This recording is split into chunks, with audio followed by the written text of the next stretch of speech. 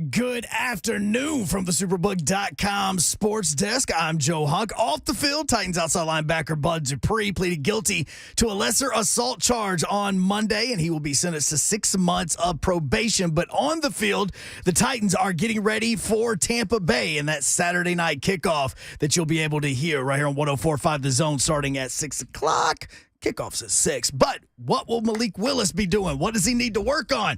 Quarterback coach Pat O'Hara talked to the media earlier today about just that. Yeah, just, consistency. There's obviously some cool flashes, that are really cool, and we just need some real consistency there, and that'll come. It's a process. It's a 1% better each day, as relative to Malik. The first top 25 poll came out by the AP. It's their preseason poll. There are 6 SEC teams in it. Tennessee, not one of those top 25, but they come in at number 26. For all your foundation repair waterproofing needs, you need to visit USSTN.com. Breaking news at once on your home for the Vols, the flagship station for your Tennessee Titans and home to 3HL. This is 104.5 The Zone.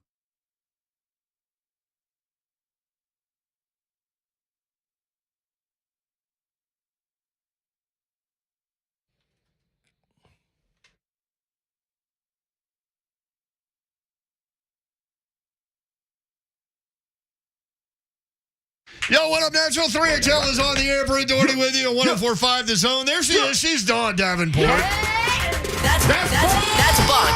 That's Buck. Twitch, please. Twitch, please. Twitch, please. I really think you should wear that crown over there, Dawn. I probably should today. There's a crown in the studio. I don't know why. I do. It's actually Slay's. Kingsley. There he is. He's Kingsley. What up, good people? I'm in the building. Best believe I'm in the building. Better be ready. I'm in the building. Kari got a roof. Got no roof. Time for the show. It's time for the show, y'all. Look at her. That thing is blingy there, Slay. Queen Babs. She's got gems and everything. Best believe she in the building. Tilt it back a little bit, Babs. Tilt it back. Yep. Yeah. Like Slim. that. Yeah. Slim with the tilted brim. Ooh, what's my name? It's a Monday in the Music City, and guess what, people? What?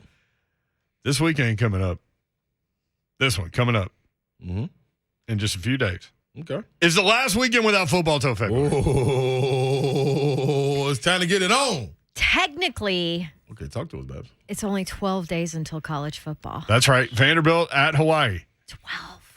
Vanderbilt at Hawaii. Slay's already written it in Sharpie. Yeah, hey. He's looking for a dry erase marker for his whiteboard. And I'm telling y'all right now, I've heard about a lot of people coming to the ticket booth to buy train tickets to get on the Vandy train. I love this Vandy train. Yeah, this Vandy train is worth 3 wins. Hey, y'all. You're so excited about Vandy winning 3 games. Tell me this, y'all. This is the important thing.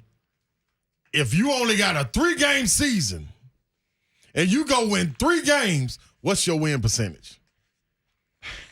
That's the question. Babs. Just answer the question. What is your win percentage if you got 3 games and you win all 3 of the games? That would be 100%. I don't know But it's not a 3-game season. Yeah, but if you win 3 over the course of the year, it's 25%. I'm not going now. So it goes from 100 to 25. I didn't say that. I'm talking about. I'm with you, too. They're going to beat Hawaii. Listen, just let him put his spin on it. They're Just gonna allow him to have this stupid spin. They're going to beat Elon because who the hell can't beat Elon? If you're a Power 5 school, you can't beat Elon, then just quit. Babsy said they can always get worse. And I was right. I didn't even know Elon had football until Vanderbilt put him on their damn schedule. Hey man, that's what it's about. See, this is a very smart school. They enlighten people. They're enlightening you. Elon enlightens people? No, or Vandy. Vanderbilt. Oh, Vanderbilt. That's why they, you know what I mean? We think a lot of people don't know it. Let's put them on the schedule. With all due respect to the late, great David Williams, why did you put a road game at Northern Illinois on your schedule? It's a payback. I know. It's a home and home. I'm quite sure you could have played Northern Illinois or some other MAC team without giving up a freaking home at home. You are probably correct. Maybe won a little competition. You knew it. Yeah, they could have played Ball State. I actually worked the home Vanderbilt Northern Illinois game in 2019, I think. Was it payback for Babsy? Yeah. Oh, you're the reason. I hope you have to go to Northern Illinois. Oh, no. Where is Northern Illinois? It's in DeKalb, but it's not called DeKalb. It's like I Georgia? say, no, it's in DeKalb, Illinois. Okay. Or I think it's DeKalb or something. Okay. Remember, it's said differently, but I know DeKalb as in DeKalb County, That's Georgia. That's like where I grew Louisville, up. Tennessee. Yes. Yeah. It's like I just blanked I mean, you're looking at me like I'm crazy. because Lafayette. you know. Yes. Lafayette. Should be Lafayette, but it's Lafayette. It's Lafayette In Tennessee. and Louisiana, Lebanon. Yep. There you go. That was the one I was thinking of. Yeah, Derek Dewey doesn't. He's still trying to figure out where that place is. Lebanon, Tennessee, baby. All right. Well, so yeah, 12 days. That's So right. Vanderbilt's leaving this weekend, and they're going to win. They're going into the Wake Forest game 2-0. That's Can they right. just stop? No. If they go 2-0, can they just stop? Nope, because we got to get to 3-0. Well, I'm not on that train, Clay. See, that's They're not going 3-0. So. well. I hope you got a motorcade that's gonna pull up next to the train because we ain't stopping Motor. once we get to 2. My mayoral motor. Yeah, that's right. Hope you dive straight off of it. Be safe. We going on to the Wake of the Forest. 615-737-1045. JC is already on board, and he wants to talk about the Vandy train. Before we even get started with the show, JC, what's up? Hey, I'm on the Vandy train. Look at that. Mid-September, 100%. Hey. Yeah, let's go, baby. Yes, sir. But, hey, that's not really why I called, even though, hey, if you're not on the train, you better get on. That's Thank right. you. But look, You're either Big on or Slay. you get hit by it. Yes, sir. Right. Big Slay, what I really appreciate is you and Ramon coming out and speaking to that group of people this weekend. You know, Slay has a gift of being braggadocious yet humble. I don't know how It's humble docious. It's humble docious. It's a weird combo, isn't it? Yeah. Humble-docious. And he'll be humble. He'll be humble about this. He won't say nothing. But him and Ramon came and spoke to a group of people and a group of young people about their experience. And what I wanted to say about that is, you know, when you're a high school athlete, you know, sometimes something seems far away, but you're really closer than you think. And sometimes just seeing someone who's had to walk that journey like you're walking lets them know if they put in that hard work, it is just that close with opportunities and being seen. And I really appreciate Ramon and Big Slay coming out and sharing their stories to that group. And keep up the good work. Keep speaking to the young people. And I'll hang up and listen, man. Thank you. Man, appreciate that, man. I like how he said Ramon and Big Slay. It wasn't Big Ramon and Slay. Man, he know what it It is. was You know what I mean? Ramon and JC Big right. Hey, we made, everything got ironed out on this trip, you know what I mean? So, but, hey, man, shout out to everybody that's making a change, man, in any kid's life. You know what I mean? You all on board for it. And like you said, I'm always an advocate of if you can reach out and touch somebody, that gives you dreams and hopes that you can make it to wherever they are. And you ain't got to understand it right there in that moment. But when a person comes and explains it to you and lets you know they walked in those shoes and they were underprivileged or whatever, even if you are privileged, whatever it is, your grind is your grind, man. Keep your blinders on and keep pushing. So salute to Coach Wilson up there at Springfield, his whole staff, the parents, looking at them to do great things, man. So, yeah, man, you know, we don't share everything, but, you know what I mean? That's what's up, JC. You know what I mean? You know, we try to do good out here, man. You talk about occasionally, you remember when you were a kid that like Titans would come speak in school or whatever, and they all do that, and like weathermen are really good about getting out in the community, and They are. they are. I don't know why, but they do it. They're a big thing, though. Yeah, Making Honestly. everybody weather aware, man. the weather people, they go to the elementary schools and they speak about, you know, moisture and, you know, barometric pressure and stuff. And they get those two bottles and they put them together to create the tornado in the water. I feel that. Don used to hang out with a bunch of I weather hated people. that. I hated that little water thing. I did. Did you, baby? We actually videoed one of those weather visits of Justin Bruce, who used to be our meteorologist Yeah, in the he's morning in when I Vegas with anchored. Todd He's in Furman Vegas now. now, Yeah. yeah. But and we took every single clip of kids yawning and falling asleep I and saw knocking that. off. They played it on the air. They played it on the air. We're like, how'd your school visit go? It was awesome, blah, blah, blah. And we're like, oh, really? Because it really didn't look that awesome. And it was all the kids like falling asleep and yawning or rolling their eyes So and not paying attention. That video, no He was lie, like, y'all are jerks. was at my kid's school, Perry Creek Elementary. Yes, it was. Before they went over to CPA. And my kid was in one of those videos yawning at Justin Bruce. That is great. Yes. That's That was crazy, phenomenal. man. Look at that. So Slay and weather people, they're here for you. There you go. Good for you and Ramon. Yeah. Man, no doubt. Y'all are good man. about that. No What were y'all doubt. talking about besides, being inspirational people? So what they were doing, man, they were raising money for to get some new facilities up at Springfield High. So we just went up there to share our story about what the facilities mean and what coaches mean to kids, in their relationships. And you always want to be able to have a place that you can account for time. Yeah. And if you got a new facility, like a new weight room, wouldn't you love to know your kid gets out at 2:45 and practice don't start till 4 o'clock? You can call the coach and say, hey, man, where is he? And they're going to say, yeah, he in the weight room right now. They're in the lounging, or there's a new locker room. They're in the lounging in the locker room. So it gives you a different outlet, man. So we're just sharing our experiences. It's funny. I was talking with went to a Cane Ridge football game last year and was talking with Coach Eddie Woods and Mose Phillips up there after the game, and they were talking about that. Like that the biggest impact for them that COVID had was that they didn't have their kids on campus. Yeah. Right. And like you're talking about some of these schools where it's vitally important for the kids to have something to do. Without question. And he said, look, man, when they're not here, and he didn't say it this way, but like I took it to mean like being led by these men through life. Yep. They're out there doing God knows what. Yeah, especially today's world, man. Like you got so many different outlets, but to understand that it's not even having something to do, it's somewhere to hang. Yeah. You know what I'm saying? Like wouldn't you like to hang it? If you hang at the basketball court, Time that's accounted for. Yeah. you're gonna pick up a basketball. So yeah. Unless you're this kid in this Instagram video that you sent me. We need to play this. Oh, gosh. I listened to it how many times? At least 50. This little kid is out of like a women's basketball celebration. He had no idea what was going on, but he knew that there was a buffet. That's important. Yeah, we're gonna have to play that. 615-737-1045. The AP Top 25 college football poll is out. How many SEC teams are in it? Where is Tennessee? 615-737-1045.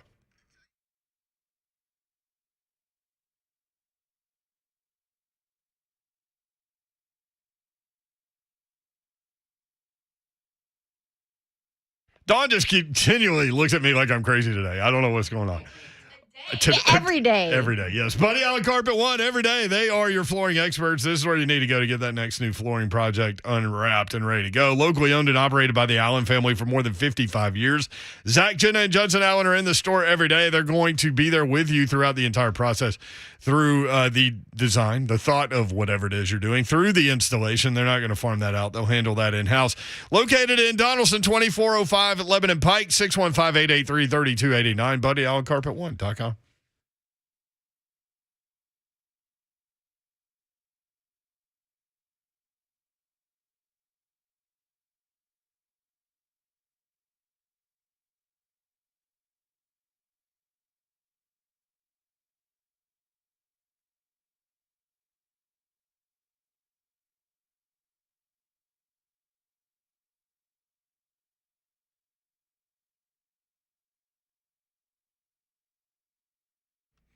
What's up, good people, man? Listen, you're probably riding around with a banged up car. Let me fix that for you. Not only me, but Babsy will fix it for you too. And Apple Collision Centers.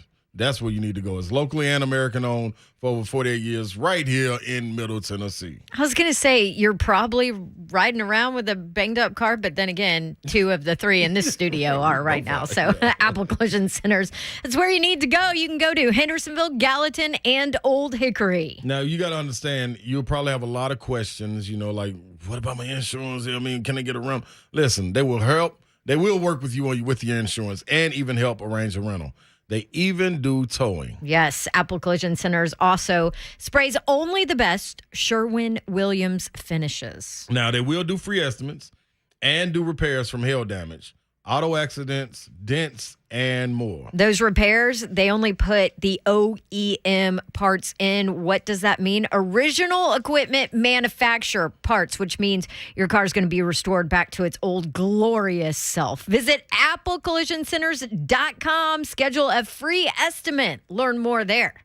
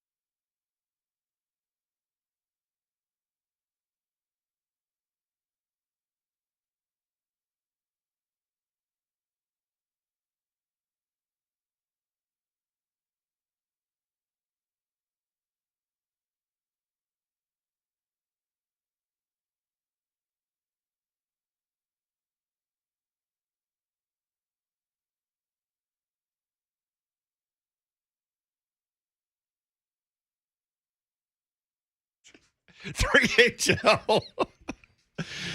Oh, man.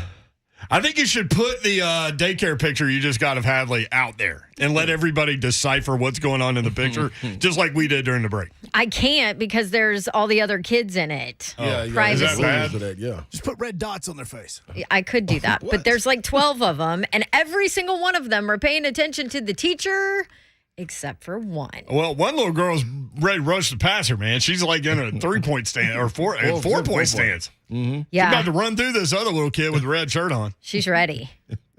That's how Derek Barnett That's Hadley's buddy. The one that's going to rush the passer? Yeah. Oh, that's real. So Hadley has her back to the teacher while she's reading to the group, and her little buddy is ready to rush the passer. There's another little boy that's sitting down, but his butt's not on the ground. Like he's just knelt down as far as you can get without your butt being on the ground. Like they can't be comfortable. Don't you wish you could still do that? Oh, like my my knees would gosh. break if I tried to do that. Oh. And then there's another little kid that's like leaned back with both hands back. Like that. That's a good way to fall asleep. That looks painful too. That your These arms lock kids, like man. kickstands. Shout out to the drink. They're very flexible. These kids. They are very flexible. Not like Slay. Yeah, if I can get down in that little boy stance with where you scrub in the ground, that'll be pretty. You're not getting up. Nah, yeah, arthritic hip won't allow that. For those that missed the announcement on Friday, Slay's got arthritis. So send your condolences to Tim Music Circle East. I had another announcement coming in today. I should have wrote it down. You don't remember it? No. I hate to tell you. What? Probably not that important. Nah, it's always important. This is important. Says the one with the crown on. She's got a bun and a crown. Yes, ma'am. Thank you. I'll forget that idea. 615 I'm right on top of that, Davenport. Right on top of that, Rose. 615-737-1045. Hey, Hunk, what does line 1 say? Jason in Bellevue doesn't like what? Yeah, he's not on board about Malik. Oh, he doesn't like Malik. I think Malik struggled a little bit in practice today. Yeah, I heard that. So we're just going to write him off? No, that'll be. No, we can hear from Jason. Hey, Jason, what's up, man? How are things at Bellevue? Oh, Bellevue's beautiful. Yeah. Everyone needs to pump the brakes on Malik Willis. This is a guy that got jerked out of his first game by his head coach, then called out for not listening when the coach says uncork it. If this is a guy who wants to make the Malik Willis show, this is not a guy that I want to be my starting quarterback. This guy is a backup at best. I'll see you guys off air. Wow. I actually think that that's a little dramatic of a take. Well, props to Malik for upsetting the people that quickly. That was Jason's pissed, man. Yeah, and Things are great in Bellevue, though, he said. Yeah, I was going to ask him about a restaurant out there, but I'm glad I passed. What restaurant is it? They got that gun range that used to be in the They well, do. it didn't used to oh be. yeah, that's sweet. It's in the old theater. Really? Yeah. It's a movie theater that's now a gun range. out in Supposedly Bellevue. it's No. Yeah. Yeah. Uh-huh. I'm going to have to go out there. Yeah. Right there off the exit. You know where the soccer know. fields always flood? Yep. Yeah. Oh, I gotta go out there. I think that's I do think that's a dramatic take for the reasons that he mentioned. Well, I mean, he's not looking to be your starting quarterback on week 1. He's not competing for that job. And if we like everybody on the show says it, if we are leaning on that for him to be the starter, even in game 3 or 4, we're in trouble. Like You're in trouble. and it's a filthy defense, but that defense going down the drain. Like that defense can go win you 6 games. After that, like man, the young man who's going to be a really good player when he gets the opportunity has to learn to develop and grow. This is a developmental project coming into it. Yes, athletic skills are there without question. We know that. But when if this is true, when your coach, Hugh Freeze, or whoever the OC was for Liberty, has to point out Hugh to you, Freeze. Hugh Yeah, Freeze, that's him. this is who we're going to pass to, and if that option is not open, run.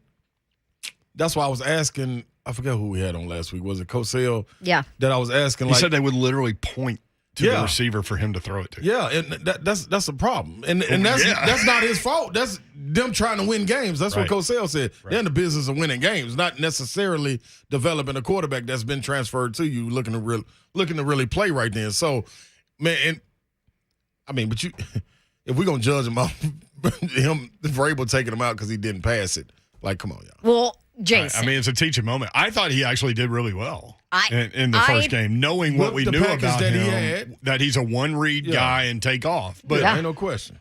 He's And gonna have to fight through I thought that you could see him like actually progress to a second read once in a while, which to me showed that he was trying. It's just hard in the heat of the moment to get things out of your system that you have always done or the way you've always played. So I think my issue with Jason's take, I mean, there were a couple of them, but my issue is I don't want that young man who doesn't listen to his coaches to be my starting quarterback.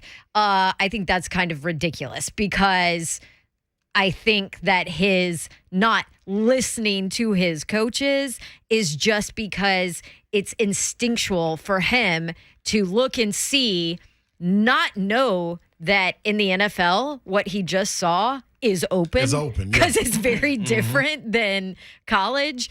And for him then just to instinctually take off. Right. So I don't take it as all the interviews, all the time, all the conversations that we've heard from or had with Malik Willis. He does not come off as a like me kind of guy. So No, not at all. I thought that take from Jason was a little over the top.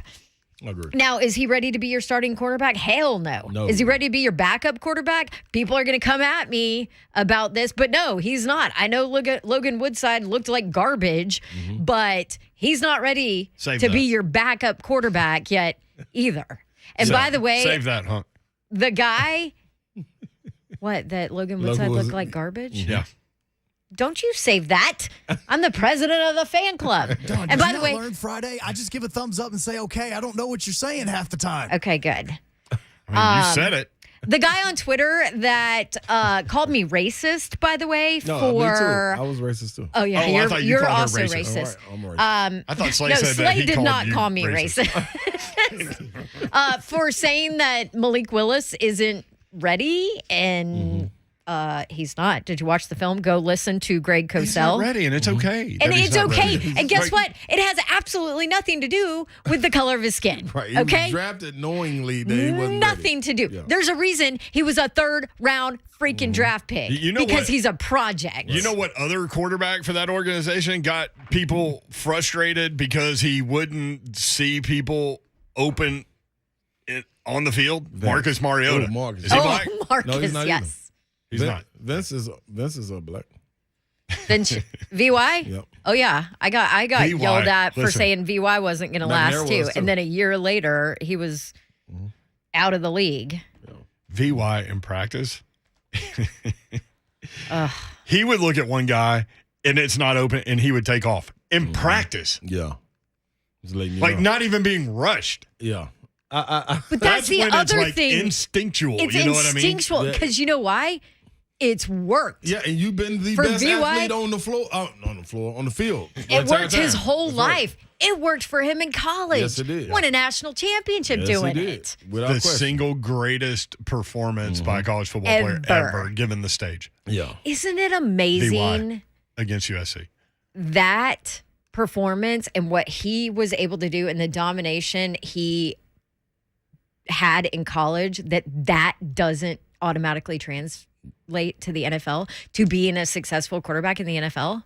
Yeah. Like, how crazy is that? That just shows you how what kind of athlete he was, too. right. And it shows you how different the game is level-wise. That's what I was gonna say. Yeah. I'm not surprised by it because of that. Just I'm because of that still, separation. it still surprises me, though. Yeah.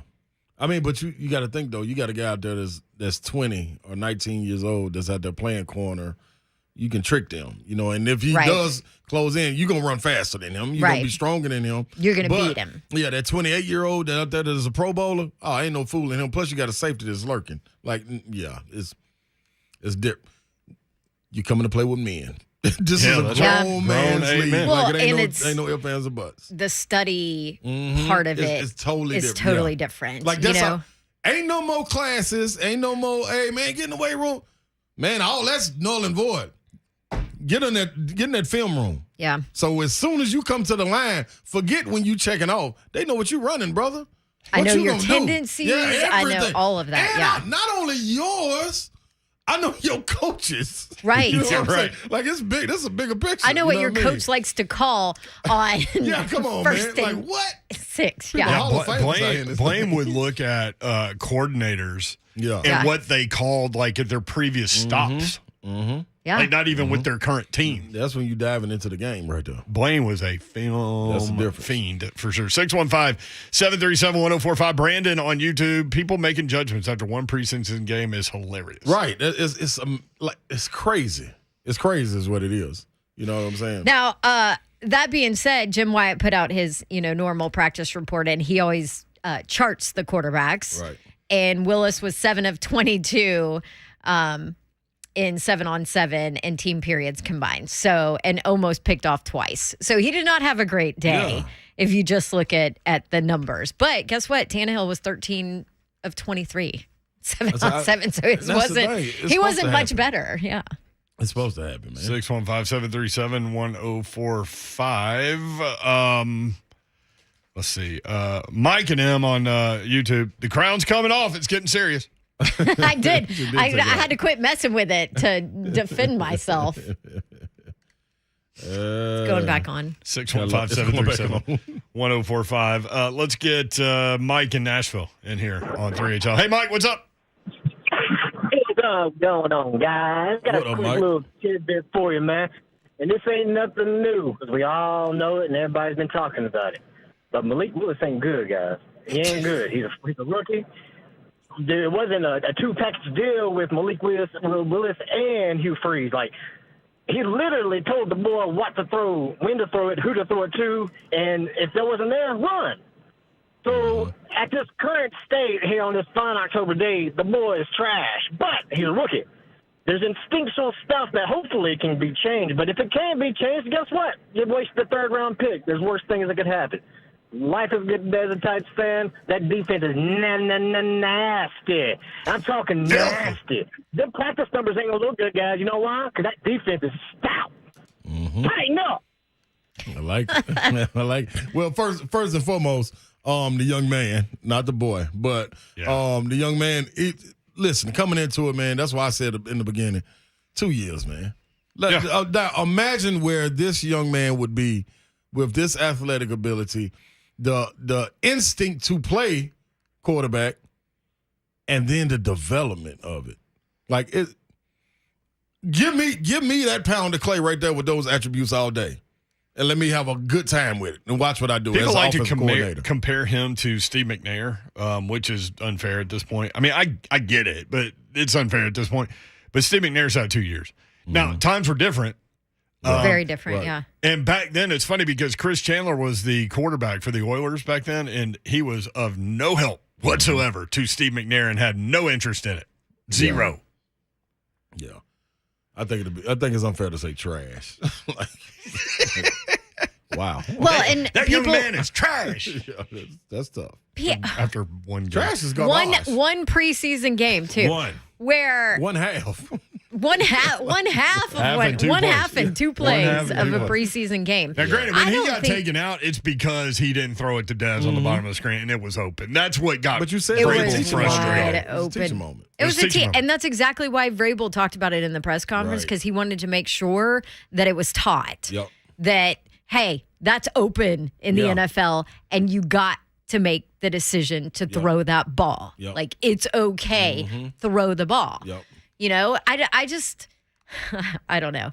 I mean, he's a third round pick. What are you expecting him to come out and be as a quarterback when people forget he wasn't even a starter till he got to Liberty? He had to transfer to become a star. Brandon. Yeah, he played behind Jarrett Stidham and then lost the starting nod to Bo Nix. Yeah. And he played really well in the spring game. There's a reason that he didn't beat out Bo Nix as a starter because he had some work to do. And I don't know if you guys remember. They did. They loved him. Yeah. But I don't know if you guys remember after he went to Liberty and then he did like some long form interview and admitted I did not study at Auburn. I did not jump into the playbook. I didn't do what I was supposed to in watching film. I didn't do any of that. So you look at this kid and the development and the ceiling, I guess. Yeah. you would think is pretty high with only 2 years as a starter, obviously in a smaller program, and 1 season in high school. He started 3 years of football. That's it. And then also, he had to transfer in high school to get that opportunity. Yeah. And then also didn't even learn how to study the game or do any kind of the film study part of it until at least he ended up at Liberty. And put everything, because we move so fast every day and it's a new story every day. If you go back and listen to when we had his trainer on, his trainer said coming into the situation, we had to show him how to throw. He used to take the hike and run. Yeah. You know what I'm saying? So it's a development problem, but the potential is there. That's why it grabs everybody's attention. I'm just surprised by these fans writing him off already. I wouldn't do that. Right now. Yeah. I wouldn't do that. Yeah, but I also do think Tannehill finna have a hell of a year, and we're going to have to somehow, I do too. I'm on the Tannehill train. All of a sudden. It ain't even left the station. I'm ready. There it is. It ain't even left the dock. You can get on board. That game against Cincinnati was a long time ago. Yeah, we got hors d'oeuvres and everything on Listen, there. he's got tight ends now. Come He's on, got man. a slot receiver now. Come on, man. I'm ready. He got wings, he got ribs, he got side All of items, it. he got everything. Right Side items. Yeah. Was there anything in that first preseason game that makes you feel better about what Tannehill is going to be able to do? Yeah, he didn't throw any picks. Yeah, because he didn't freaking play. I'm talking about the support positions as far as depth. Well, the offensive line makes me nervous. Like, Yes. everybody wants to talk about, like you're arguing over who's playing better at right tackle. That doesn't mean, like, whoever wins a job is a good player. Right. Yeah, It's like, the best you had available. I think Petit Frere does have a high ceiling, and I was really encouraged by him. But at what point do you see that? Like, where he's NFL level good enough to. Tannehill's biggest thing is the whole wondering where the hit's coming from, to me. Give me a pocket. Right, because you said he had the yips last year. He did. He had football PTSD. Like, he was always wondering where the hit was coming. But and that's why he would chuck and duck. You would have to. Unless you want to get Babs in this crown on YouTube is it disturbing? No, you? it's a hit for me. I like it. It's on top of the headphone. Like, the headphones are underneath it. It has to be. That's a big. It Your has to hair's be. a little bit messed big up crown. from the crown and the headphones. Oh, my hair was messed up before, so now it probably looks better. So one of those days. You can watch the show live on Zone TV, Twitter, Facebook Live, YouTube, and Twitch. Twitch, please. Brandon, he wasn't drafted to be the starting quarterback this year. That's a great point. Yes. He's like, this chat is ridiculous. So, Well, I also think not the it's chat ridiculous on air, but the chat that on the YouTube feed. that people are writing him off already. He's I'm kind of surprised by that. name some third round picks in the past for the Titans. Kevin Byard. Okay. I'm going to need you to stop. Remember Chris Henry, the running back? They called him like, Cockroach. yeah, because he'd run to darkness. Yep. Wasn't that him? Yeah, from Yeah. Arizona. Was he Yep. a 4th round pick or a 3rd round pick? I think he was a 4th round. I can't remember. They said he would run to Let me darkness. look it up. Like, yeah, this his dude's nickname like- was Cockroach. Yeah. Oh, no, he was a 2nd round pick. Yikes. There you go. There you go. Chris Henry. This dude Kevin Dodd. There's another one. looked like a Greek god, dude. Yeah. I mean, he was chiseled, but he couldn't play It was, at all. I mean, it was amazing. Like, there'd be a hole wide open over there. You could drive a truck through it. No, I'm going to go over this way, run up Michael Roos's Looks ass. fun over here. Yeah. Cockroach. Well, 2 years, baby. 2 years. Yeah, he might not have 2 years, but I'm with you on that. He needs Well, time 2 for sure. years. Tannehill ain't gonna be here 2 years. Okay. I'm not sold on that That's yet. why I need my dry erase marker. Where's my? I know what to do. I'm gonna get one. I'm going to the dollar store after this. Don't they sell them? They sell them at the dollar store? Yeah, over in Charlotte. Probably. Nah, I'm going the opposite way. Dollar General. You can go to Hattie B's. Nah, man, I'm going to steal out wings after this. Oh, it is Monday. That's right. Oh, Aaron Kinney was a 3rd round pick. Ooh, Aaron Kenny, great player. That was a Fireman. great one. Did great keg stands. Rocky Kalmus, Anybody? Chris Notre Brown, Dame. Love rock music. Red hair. Does broadcasting. How did Rich he lose? Gardner, I don't know who that Rich is. Gardner. That's Randy Starks, Yeah, Maryland. Starks Defensive lineman. offensive lineman. Courtney Roby, IU. Roby. Yeah, Yeah. wide receiver. Yep. These are all 3rd round picks. This is what I'm saying. These are not, I mean, Malik Willis was a 3rd round pick. Yeah. I love playing Name the Third Round Pick. Craig Stevens, Linebacker. Tight end. tight end. Cal. Ryan Mouton. Oh, safety. Oh, Cal. Rennie Curran, Cal is man. where My the- guy I know Rennie could Mouton. play. Cal is where the people get naked and go in the trees. Who? California. Yeah. Damian Williams, It's true. It's a Damian truth. Williams. Wide receiver, USC. Wide receiver. From Arkansas. Mike Martin, Offensive Tackle. lineman. defensive tackle. I told you, tackle. What? Xavier Gooden, I remember him, Dwight's brother. Missouri. Bleedy Ray Wilson, Oh, corner. It's an unfortunate Corner. name. especially being Jeremiah Putasi, Who? fired. Outside linebacker. Johnny Smith. Johnny Smith. Taywan Taylor. Oh, Yep. Nate Davis. Darrington Oh. Evans. offensive lineman. Darrington Evans. There's the running back. Yes, third round pick. I was talking about My Nate whole Davis. point is Malik Willis is a third round pick. Y'all chill. That was a fun game. Hey, Bro. remember earlier today when we had that meeting where we were supposed to break on time? I've been looking at you, and then I was Well, like, she forget keeps it. reading I'm off sorry. third round picks. Come on, I just man. wanted It's like, Joe, keep saying it. Yeah, exactly. Joe, I know. Keep telling Thank us. you, Joe, for telling us 10 times. I ignored you 9 of them. We'll be right back.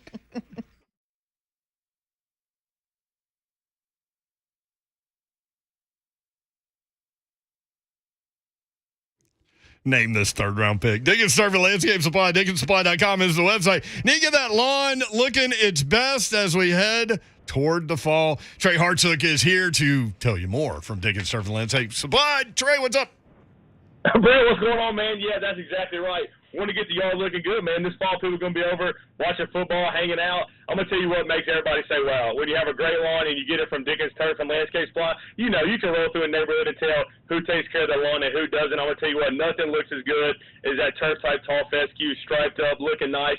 We can do that for you at Dickens Turf and Landscape Supply. Right now is the time we need to start getting focused on aerating and overseeding this right around the corner, especially with the temperature starting to cool down a little bit. Make sure you get all the crabgrass out there. You can start that right now. Make sure we start building up because, you know, like I said, in about a month is go time. So stop in and see us talk about turf. Also, nothing like finishing up the fall with the brand new Toro zero-turn lawnmower. All the new Toro stuff's really great. Offer a lot of cool financing options. So if you don't want to spend the money right now, the 0% interest is always a good idea. So just stop in and see us. Conveniently located in Middle Tennessee. Got locations in Nashville, Cool Springs, Hendersonville, Murfreesboro, Bellevue, Brentwood Lumber, Mount Juliet, and Franklin. If you can't get a hold of us, check us out online, DickensSupply.com.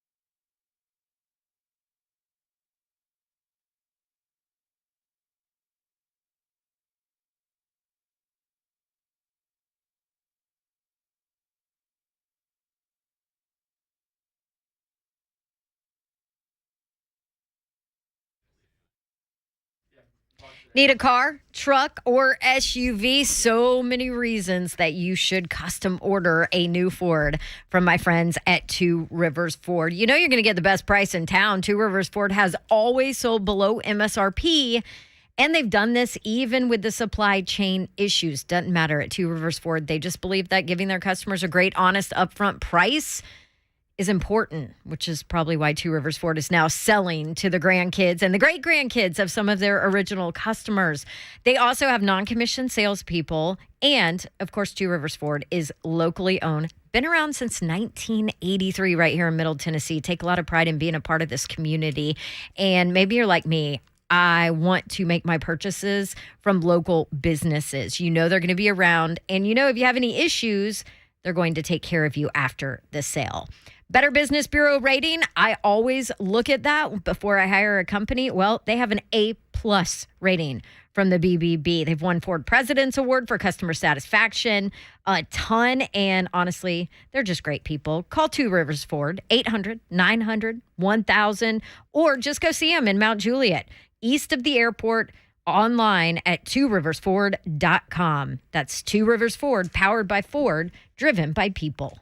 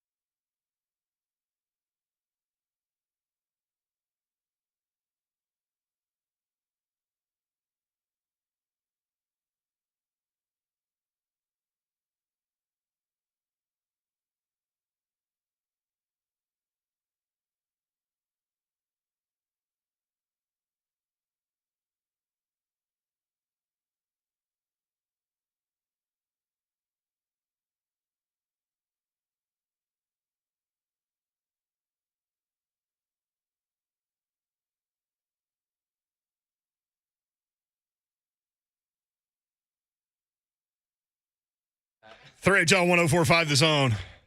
Will Bowling's in here saying old man things. What?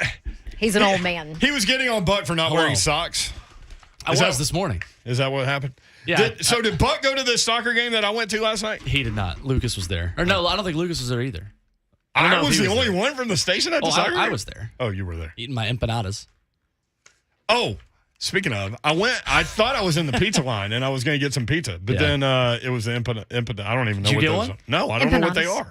They're yummy. Okay, this is why It's like cheese and meat in a. more empanadas for me because nobody knows what they are. And so I then thought it was a condition. I get in that line. It's like what would you call it? Like a deep fried enchilada is the best way to put it. It's like a fried pocket in a tortilla. It's a fried pocket of meat and cheese. Yeah, it's like everything that America pizza's over there, represents. bro. So we're not about to explain this. Hermano. Yeah. I'm not going to bring an empanada back to my 12-year-old. Why not?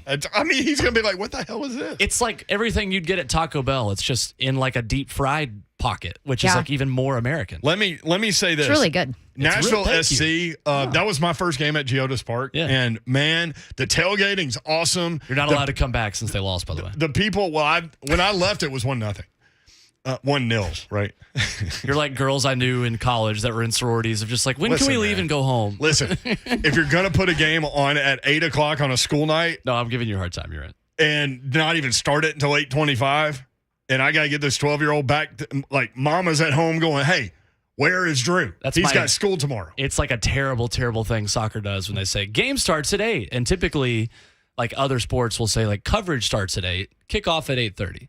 Like, soccer does this weird, mysterious thing on national TV where they're like, the game will start at 8, and then you get there, and the warm-ups are going on at 8, and you're like, oh, it starts at 8:25. Me and Don Davenport's husband were like, it was 8 o'clock, and Travis goes, hey, man, look, there's 19 minutes left. Yeah, it's like, it's infuriating. That's why I'm glad. Tell me you're not a soccer fan without telling. Like, I'm glad I have a soccer fan. I had a great time before the game, and like people gave us beer and stuff like that. Like, it was fun. No, Mr. Babs did say it's true, and my 10-year-old stepson went too. Like, they loved the pre-gaming part of it. Like, all the kids were out there playing soccer. I mean, it was a very cool setup. He said the stadium is amazing. Like, the fans are great. It's a good time. The game was just it was kind of a dead soccer. Atmosphere, too. Shout out Mixtape 615. They gave us beer. They also, that team in their first 35 home games. Mixtape 615. Yeah, that's it. That team in their first 35 home games ever lost 2 games, and now they've lost 4 of their last 7 home games. So, like, the atmosphere is kind of dead comparatively. But it was still, really? But it was still a good atmosphere. Pretty good, right? There are ties involved in that, too, right? Like, it's been 7 games since they've won, right? Yes. Right. They've lost 4 of 7 at home. People. My buddy Jonah's watching on YouTube. Heck yeah. Bowling used to sing at Brentwood Academy. Yeah. Dude's got some pipes. Oh, God. All right, sing something. This is an era of my life that is no longer discussed. No. Don and I You talked made about it. this when y'all were out. Yep. When y'all were both out, and Don and I hosted together. Sing something. No, I'm not. I'm not going to do I've that heard right you now. sing. You can Hold sing on. well. No, I don't like that. Tell our listeners how far you made it. It says you sing walking So through the hall. I was in an a cappella group in high school at Brentwood Academy called the Academy Singers. All 4 years of high school. That's not even the worst of this. Sing something. No, not right now. It says you sing when you walk The through the hall. music station is down the hallway. I'm not. This is the wrong person. America's Got Talent. No, I made an audition tape for The Voice. The Voice. That's it. Sorry, I had the wrong I never line. turned it in, but I made the tape. I thought you turned it in. No. Well, so the whole point was I made a tape because I had a contact with the show. I'm out of it today. He's talking about how great he can sing, but he won't sing. Yeah, Then he makes a mix. He makes Then he made a mixtape. a resume tape, but doesn't send it in. He made a mixtape for the Mixtape 615, baby. I made a tape because I had a contact with the show who would let me skip the line at like the original auditions. And then she got back to us and was like, oh, they're not doing that this year. I was like, okay, well, then I'm not going to wait in line. What did you sing on your tape? Come on. I sang, God, it's been a really long Give us a time. few bars. Not right now. Come on, dude. No. This is your chance, man. This Your is a voice sports not warm? station. What's the problem? What you It's not freezing a up? music station. Lots up of on the music mic? industry people listen to this show. Yeah, Let they me do. tell you. Hey, look. Can't. If you search If the internet you hard sing enough, you'll find it. something, you Not never searching know. the internet for that. Good. We got you right That's here. What's your exactly why I favorite thing said to it. We got sing? you. I don't know. Honestly, I don't really do it anymore. Okay, I this used to a interview is ton. crap right This now. is- You're this not is like a answering soccer any of my match. questions. This is interview like a soccer match right See, now. Represent this is the what he soccer did. team. He didn't let me get to the part about Today's the my soccer. day, isn't it? Everything around the soccer was awesome. Geoda's you. Back to Park, soccer. the This is good. tailgating, all of it was so good and cool and all that. It was fun. I wish I'd known you were there. I would have come the had a sport beer with you at Will, halftime. you can or become something. more personable. I was if out you at sing halftime. more right now. personable. I Yeah. don't know. Like, what am I supposed to sing? Like that's Like, Whatever what's your you go-to like song? to sing. Like What do you Don's sing? go-to sing I feel song is uncomfortable. Regulators. Yeah, Give 'em like some, huh? Warren Give 'em G. some, huh? Regulators is my go-to. I'm just Here we curious. go. Here we go. No, I'm Guess good. what? We're good. We're good. Everybody be good. This is like every party I would go to, people would find out I sang, and they'd be. I don't even have headphones on, so I don't know what even is playing. Right Oh, This is it. this is Will. Oh, I was in middle school for this. Don't bring this up. Oh God. I was in eighth grade. Huck, what in the world? I thought we were friends, man. Listen, you're getting dominated by the female singer, though. Yes, like, you she are. just I overpowered can't hear you She enough. was a little loud. She was a nice girl. She's very good. Wow. Did you ever date her? I did not. We were friends. All right, we're back to football. We got a break, and then we're back to football. Hey, We man. never Bowling. got to the AP Top 25. I wish y'all We'll do told that. me to sing. I'll We'll sing. do that too. Well, We'll sing, Slay. I can't really sing, but I can sing when What I'm would drunk. you sing? See, that's the thing is like Time X Social Club. Thinking Hit about it. you. On the way to break. my 3, tape was 2, 1. Woke this morning, tears in my eyes, 'cause you had left me without a kiss or a note of goodbye. Hey, get it! Break. You know what I mean?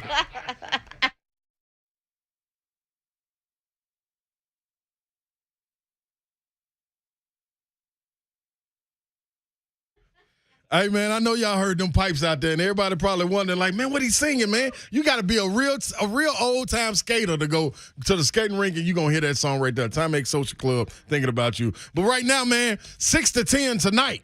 It's going down at Still I Got Rings. That's right. Smoked Out Mondays, baby. It's back at you. Cigars, bring your own, or you have cigars on the premises that, guess what, you can purchase. But come out there, man, chill on the patio, get some drinks with your boy, conversation, good music, and also them wings. The home of sweet and sassy with the lemon pepper drizzle. That's the Ron Slade with the Cajun. Cajun ranch fries with the cheese melted on top. Can't miss that. Lemon pepper. Now, let me say this, man.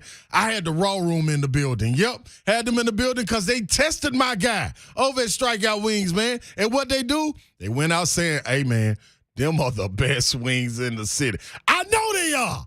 And I'm ready to go nationwide with it. You know what I'm saying? But y'all come check it out tonight, 3961 Nolensville Pike, right there at Plaza Mariachi. Don't forget the other location, 123 Ewing Drive. But the Smoked Out Mondays will be at the one at Plaza Mariachi. Come join me tonight, man. Still, I got wings.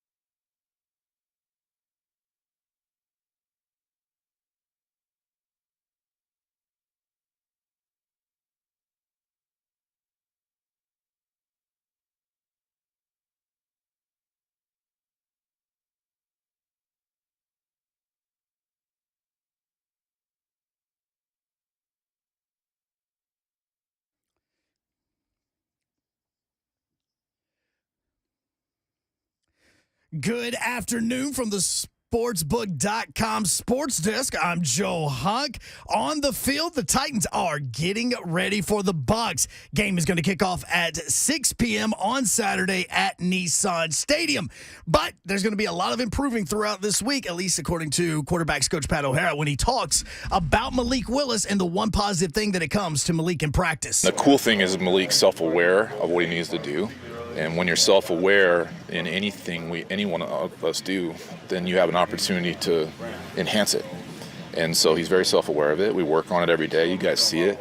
And it's just a process. AT Top 25 is out. It's their very first one of the preseason. 6 SEC schools. Kentucky is at number 20. Tennessee, they're just outside at number 26. For all your foundation repair and waterproofing needs, you need to visit USSTN.com. Breaking news at once on your home for the Vols, the flagship station for your Tennessee Titans, and home to 3HL. This is 104.5 The Zone.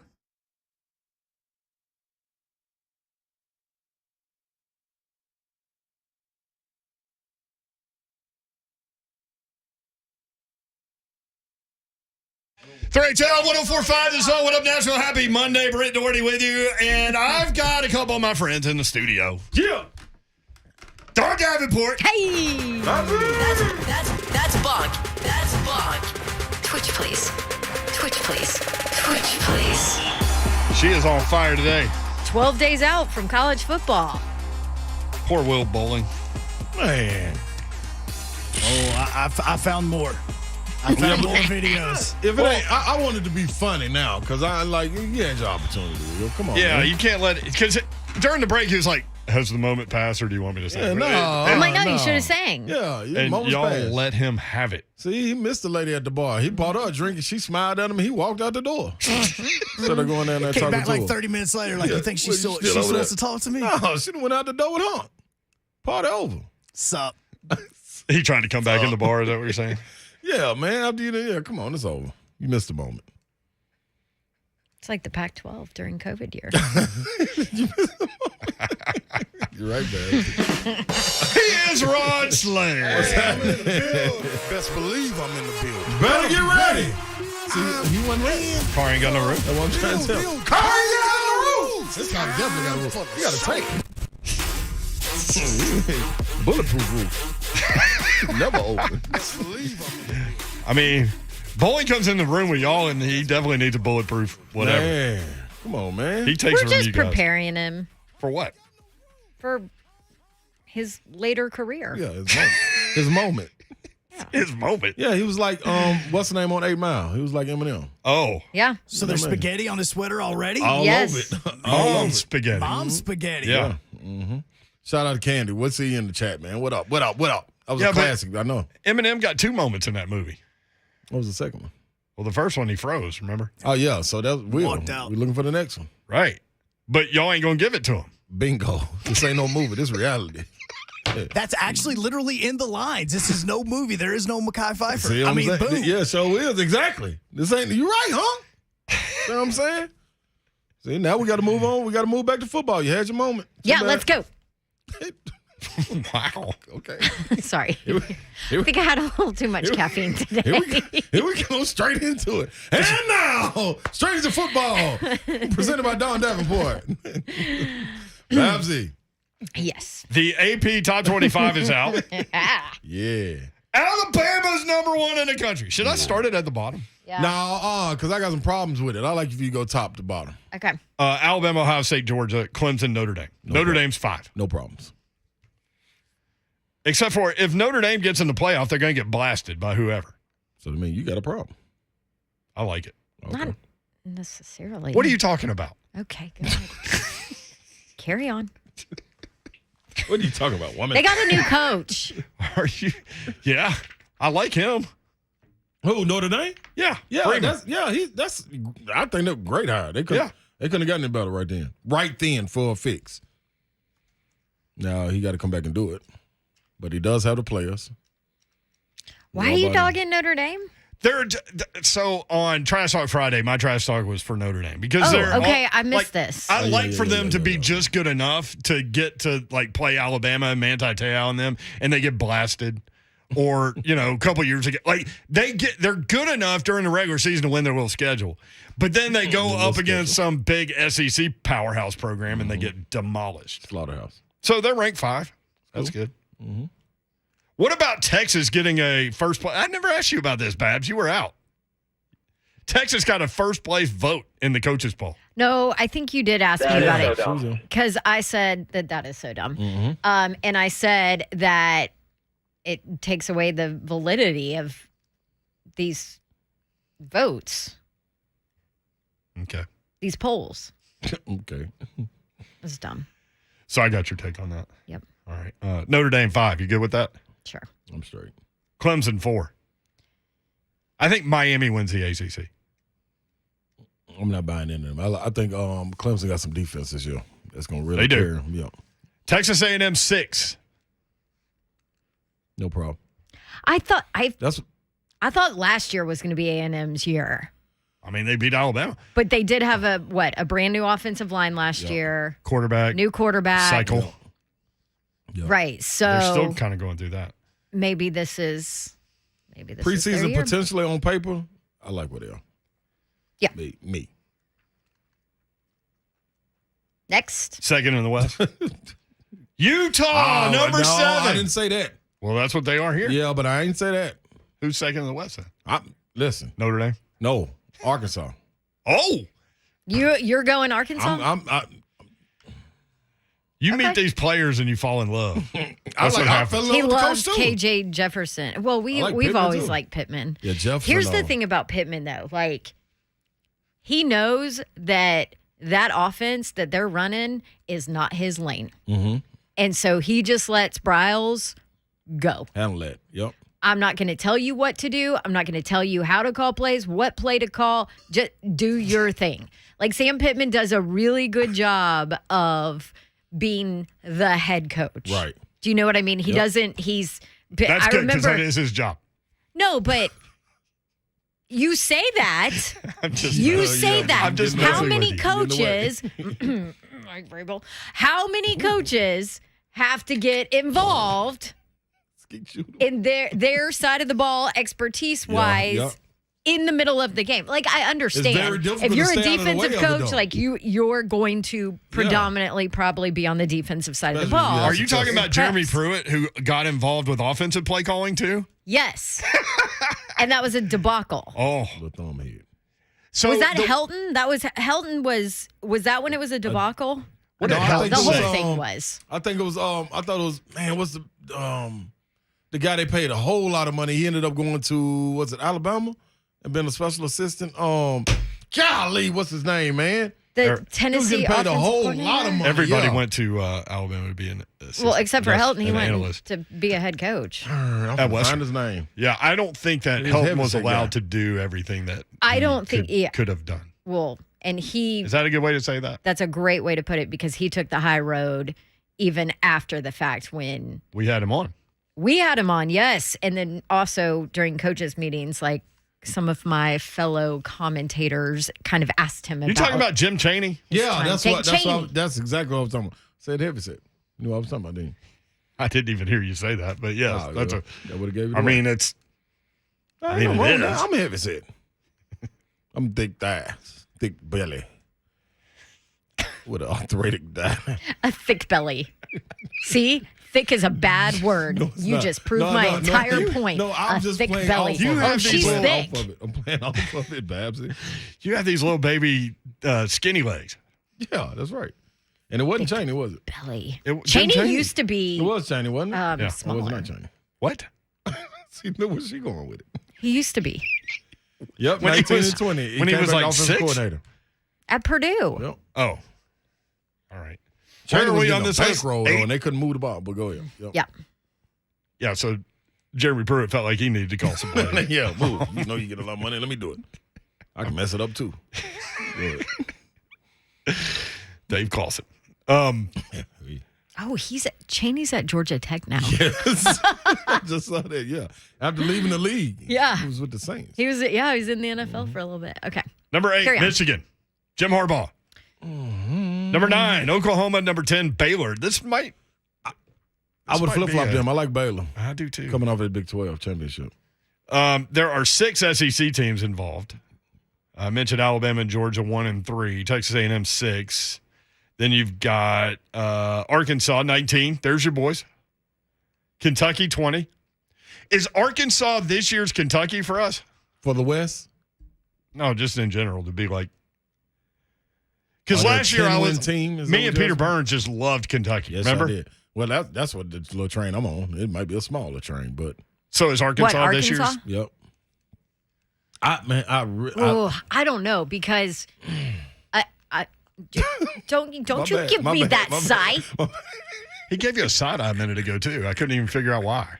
Because he loves KJ Jefferson. Mm-hmm. Yeah, he does. Because he's a beast for a quarterback, and I get that. But who's he throwing to? Big men like big men. No, the young man we interviewed, the white kid, I forgot his name, number 18, I think.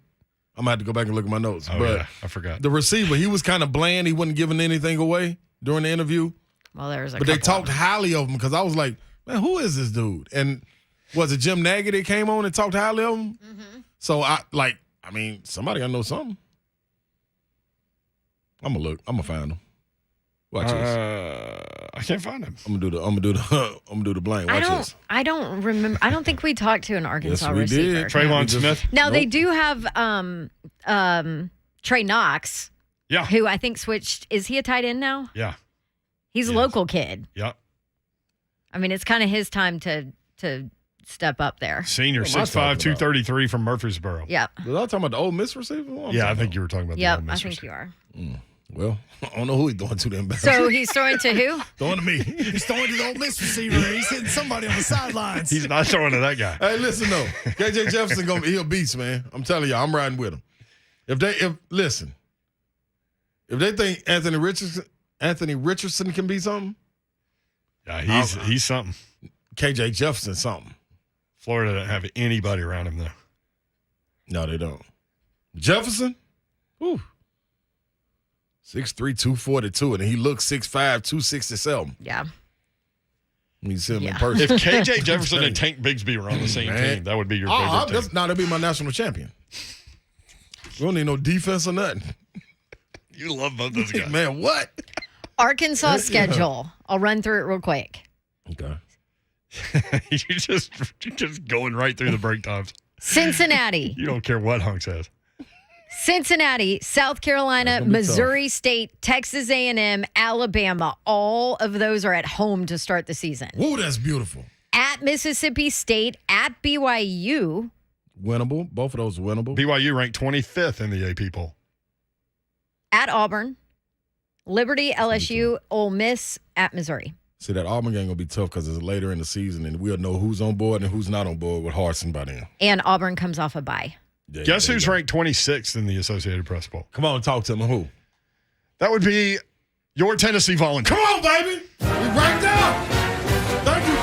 Listen, we want to give a shout-out to Blaine Bishop and the Ball State Fighting Balls.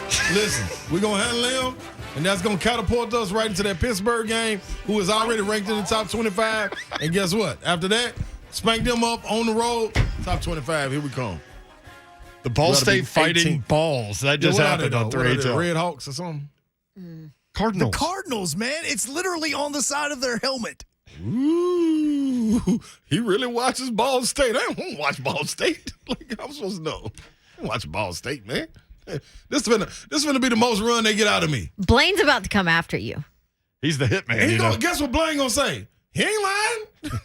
I watch him because I went there. That's what he gonna say. I ain't watched Ball State. 615-737-1045. Mike Keith, the voice of the Titans, coming up next on 3HL.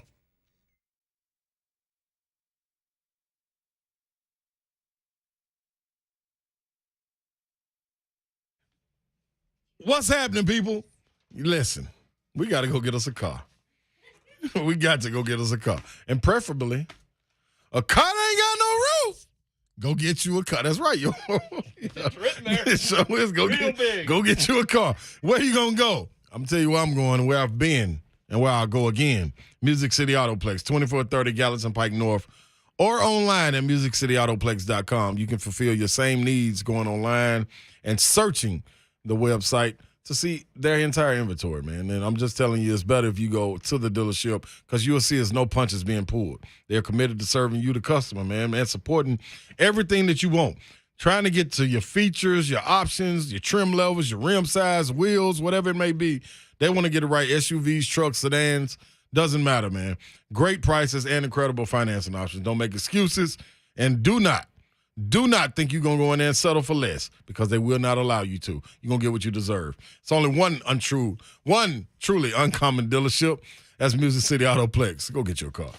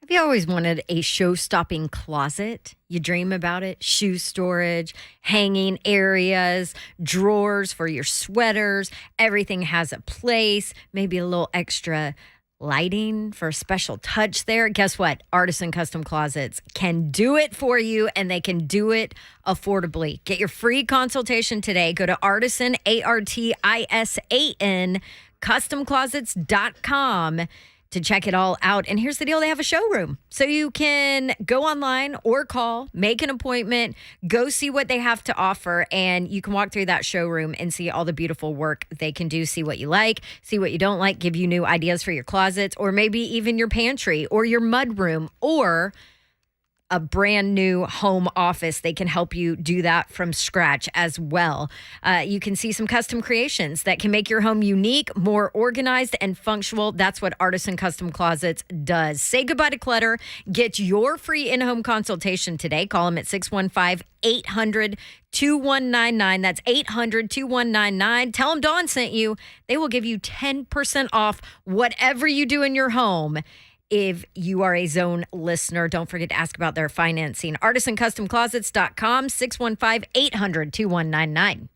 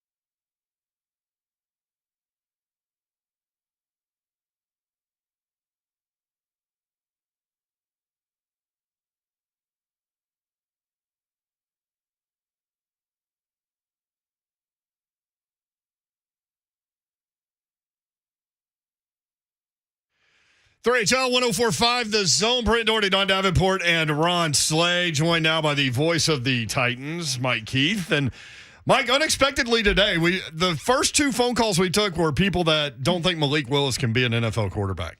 It's a bit early for that, I think. Oh, yeah. I think he's a prospect. I do too. I really do. Yeah. I don't think he's a project. I think he's a prospect. And I'm excited about seeing more of it. I'm excited about seeing him kind of try to build on what he did the first time out. I mean, he has a lot of gifts. I think one of his great gifts is he's a guy who really likes the game and likes to work at it. And that's what really gives him a chance. I think that's the overriding thing I've come away from watching him is I think he's got a chance to be a starting quarterback in this league. I think he has the gifts. I think he has the work ethic. I think he can. I think it's possible. I don't think you can fully project at this moment. And I didn't leave there the other night saying, "Woo-hoo, this is all done." And I also didn't think, "Oh, well, this is never going to happen." Yeah. But I think you see glimpses. He got better as he went. Yes. I like the way he runs the team, and that's a part of it.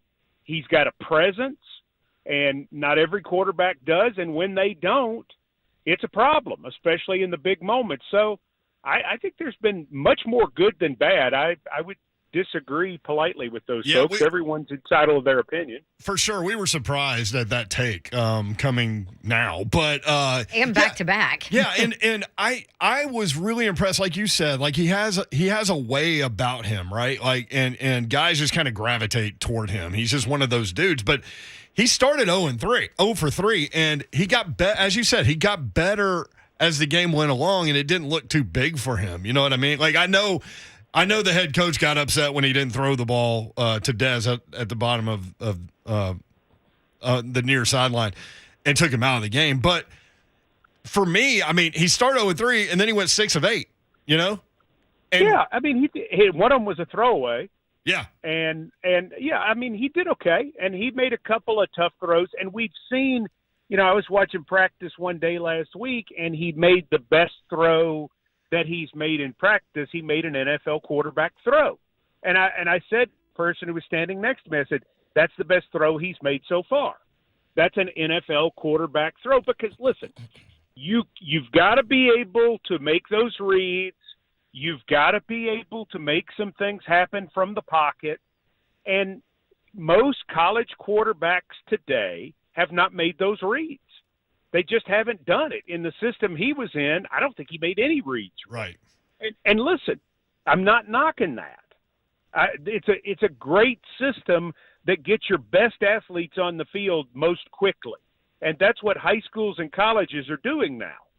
Well, when you get to this league, it's like, you've got to hit Traylon Burks on a crossing route rather than run, because you're going to gain more yards from Traylon Burks with the ball in that situation than you are if you take off. You're also going to take a hit.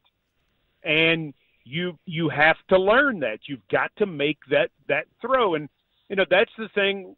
That's why our offense has functioned so much better with Ryan Tannehill, because he will make those throws. Marcus Mariota had gotten to the point he wouldn't throw the ball. He was going to hold it and take a sack or take off running or, throw a check down or whatever. And hopefully Marcus has gotten his game back together in Atlanta where he will let it go. But when a team figures out they can give you a look and you won't let the ball go, they're like, go ahead and run. Fine. That's great. You got 7 yards. We get a good whack at you, and we're going to get you in a third down situation where we know we will eventually be able to get off the field. Playing odds. Mike Keith with us. Vaught, was there anything that you walked away after that first preseason game concerned with? And maybe concern's not the right word because it is a preseason game, but maybe you thought, oh, that might need a little more attention. No, I didn't come away with any of that. I was actually quite thrilled because I thought, here you are getting to play the Ravens' second and third teamers as well. Mm-hmm. And, you had a really good scrimmage. Now, what'd you do? You fumbled, and you threw 2 picks. You lost because you fumbled and you threw 2 picks. Mm-hmm. Okay, big deal. It didn't count in the record book. But you got to see a lot of people. You got to have a lot of the young guys make mistakes. They've been back on the field now for 3 days correcting those mistakes. We're going to get a chance to see how it builds into these practices against the Bucs. To me, it's exactly what you wanted. What you don't want, Dawn, is you don't want your number one unit going against their 2s and 3s, or their number one unit going against your 2s and 3s, because you don't see anything. A bunch of guys got to play a ton of plays. There weren't really injuries to speak of in terms of anything catastrophic on both sides. It was just good work, and now you're going to get a chance to do more good work. Would I like to know who the right tackle is right now? Yes. Does more need to happen there? Yes. But I'm not concerned about it. I didn't come away from there feeling any differently than I did before. Speaking of right tackle, what did you think of Petit Frere? Looks like he has a really high ceiling to me. He does. I don't know if he's ready to start yet, but he will start for us at some position at some point. He's a player. He's a football player. He hits people, and he wants to knock them down, and he moves well. And, he just clearly likes the game. And when you say high ceiling, I think that's really true, because you just get the idea watching him that he's not nearly as good physically as he's going to end up being. To me, he looks a lot like Lawan. He's not quite as tall and long, but he looks a lot like Lawan did his rookie year. You see the gifts and you say, okay, that's going to happen. And I think that's the way Nicholas Petit Frere is going to end up being. Very excited about him.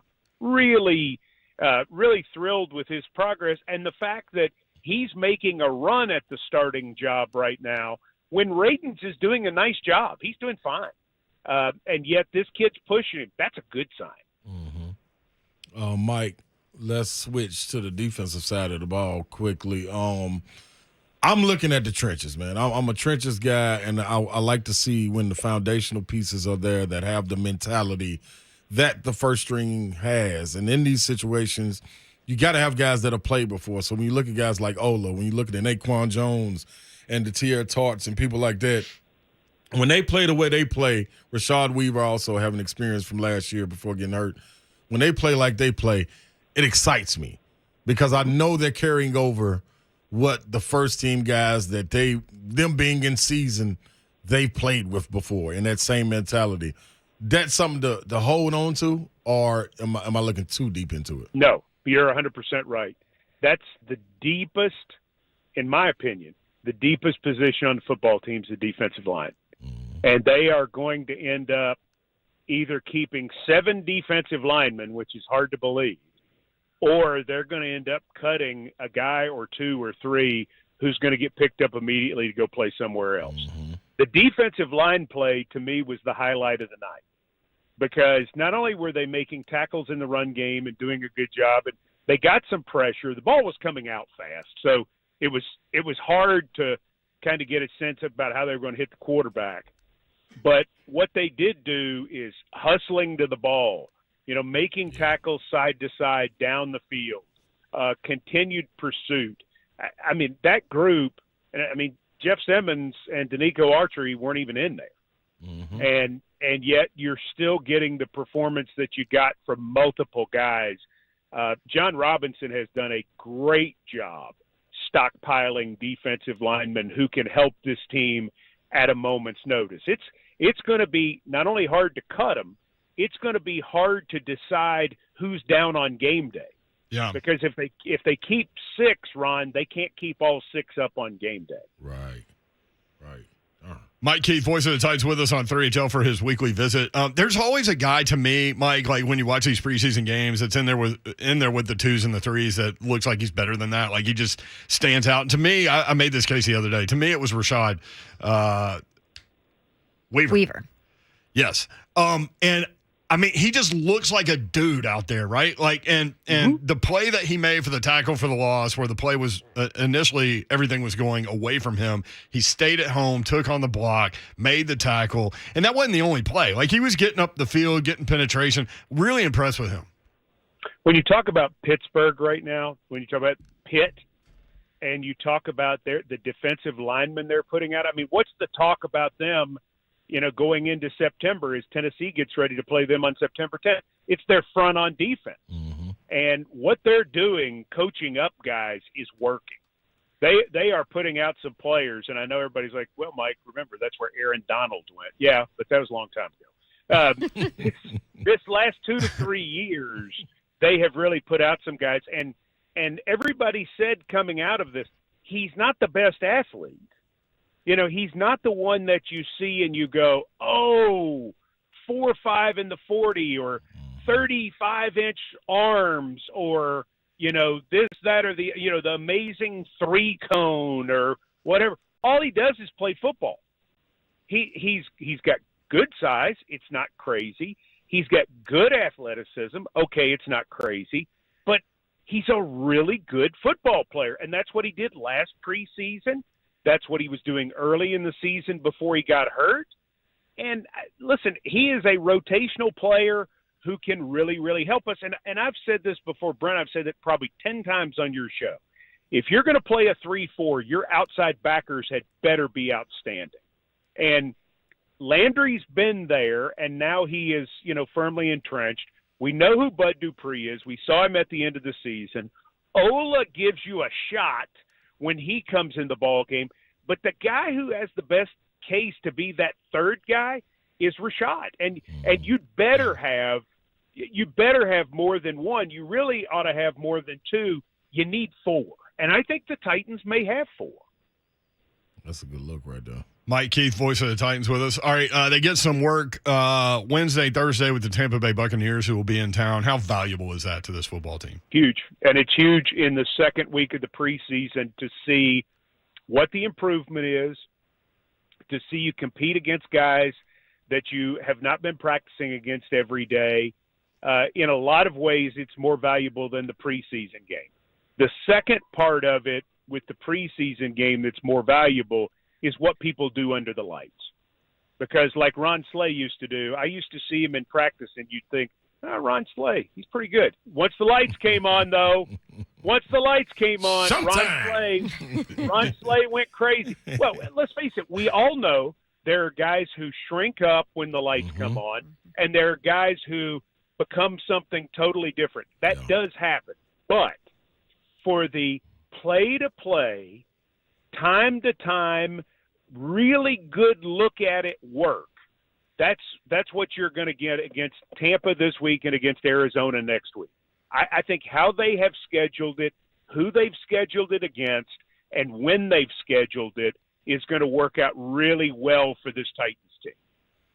Mike, real quick, how do you find that guy in special teams, like on punt returns and things? Kickoff is a little bit different, but being able, just like we got something we can lean on with having a punter, but a punt returner, like more so than the kickoff returner, is just as much as is important when you're talking about field positioning and control. How do you find that in the preseason? Oh, we found it.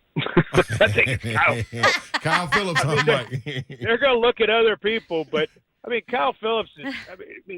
Listen, if you're his size guy and you're out there playing football, you're a little bit crazy. And if you're crazy, I think he used to ride dirt bikes in the desert or something. Seriously, I'm being serious. I think that's something he did. He's got a screw loose, and when those are the guys that return punts. Yes, they are. You're not right. You're not 100% right, because you've got 10 dudes coming down there to hammer you, and nobody's blocking for you. You're it's right. just you in the world. The kickoff returner is one thing. Yeah. I mean, you gotta have guts to be a kickoff returner, but you gotta have guts and craziness to be a punt returner. You're the dude who's going to jump out of a plane. You're the dude who's going to bungee jump. That's who you are. Yeah. Because you meet Mark Mariani, and Mark Mariani seems like this really great normal. Mark Mariani's a little crazy, man. He's a little crazy. A little. I love him. I love the guy. He's one of my favorite people, but he's a little bit crazy. and Jeff Fisher, he was a punt returner. He's a little bit crazy. I've never met a good one who wasn't. So when you ask for that, that's what you got to find first and foremost is somebody who, as we say in Williamson County, ain't scared. Love it. Great stuff, Mike. Appreciate you. We'll talk next week.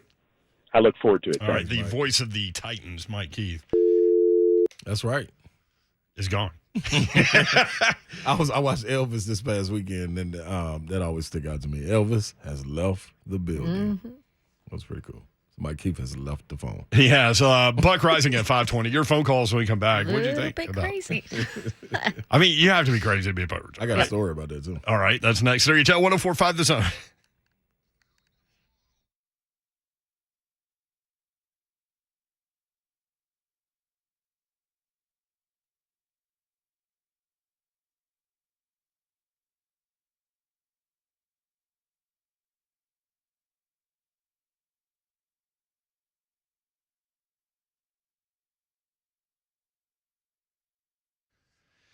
It is no secret the real estate market has gotten tougher recently. Lower inventory, prices going up, rates going up, all making for interesting times. That's why you need a trusted local advisor from Accurate Mortgage to help guide you through this crazy market for your home purchase or your refinance. Unlike the big online lenders, Accurate Mortgage, you're not just a number to make a quick buck off of. They are your neighbors. They are your advisors here to guide you on what makes the best financial sense for you and your family. They'll never use fancy sales tactics to push you into a loan that's not right for you. Instead, they will take the time to go over all of your options, just like they would for their own families. Their goal is to have you so happy with your Accurate Mortgage experience that you recommend them to your friends and families. So if you're looking to purchase a home, do a cash out refi to renovate your current home, or pay off high interest credit card debt, let the loan advisors at Accurate Mortgage help you find the right loan solution for you. Visit Accurate Mortgage today. AccurateMTG.com. Accurate Mortgage Group, division of Acopia LLC, is an equal housing lender. NMLS number 4664.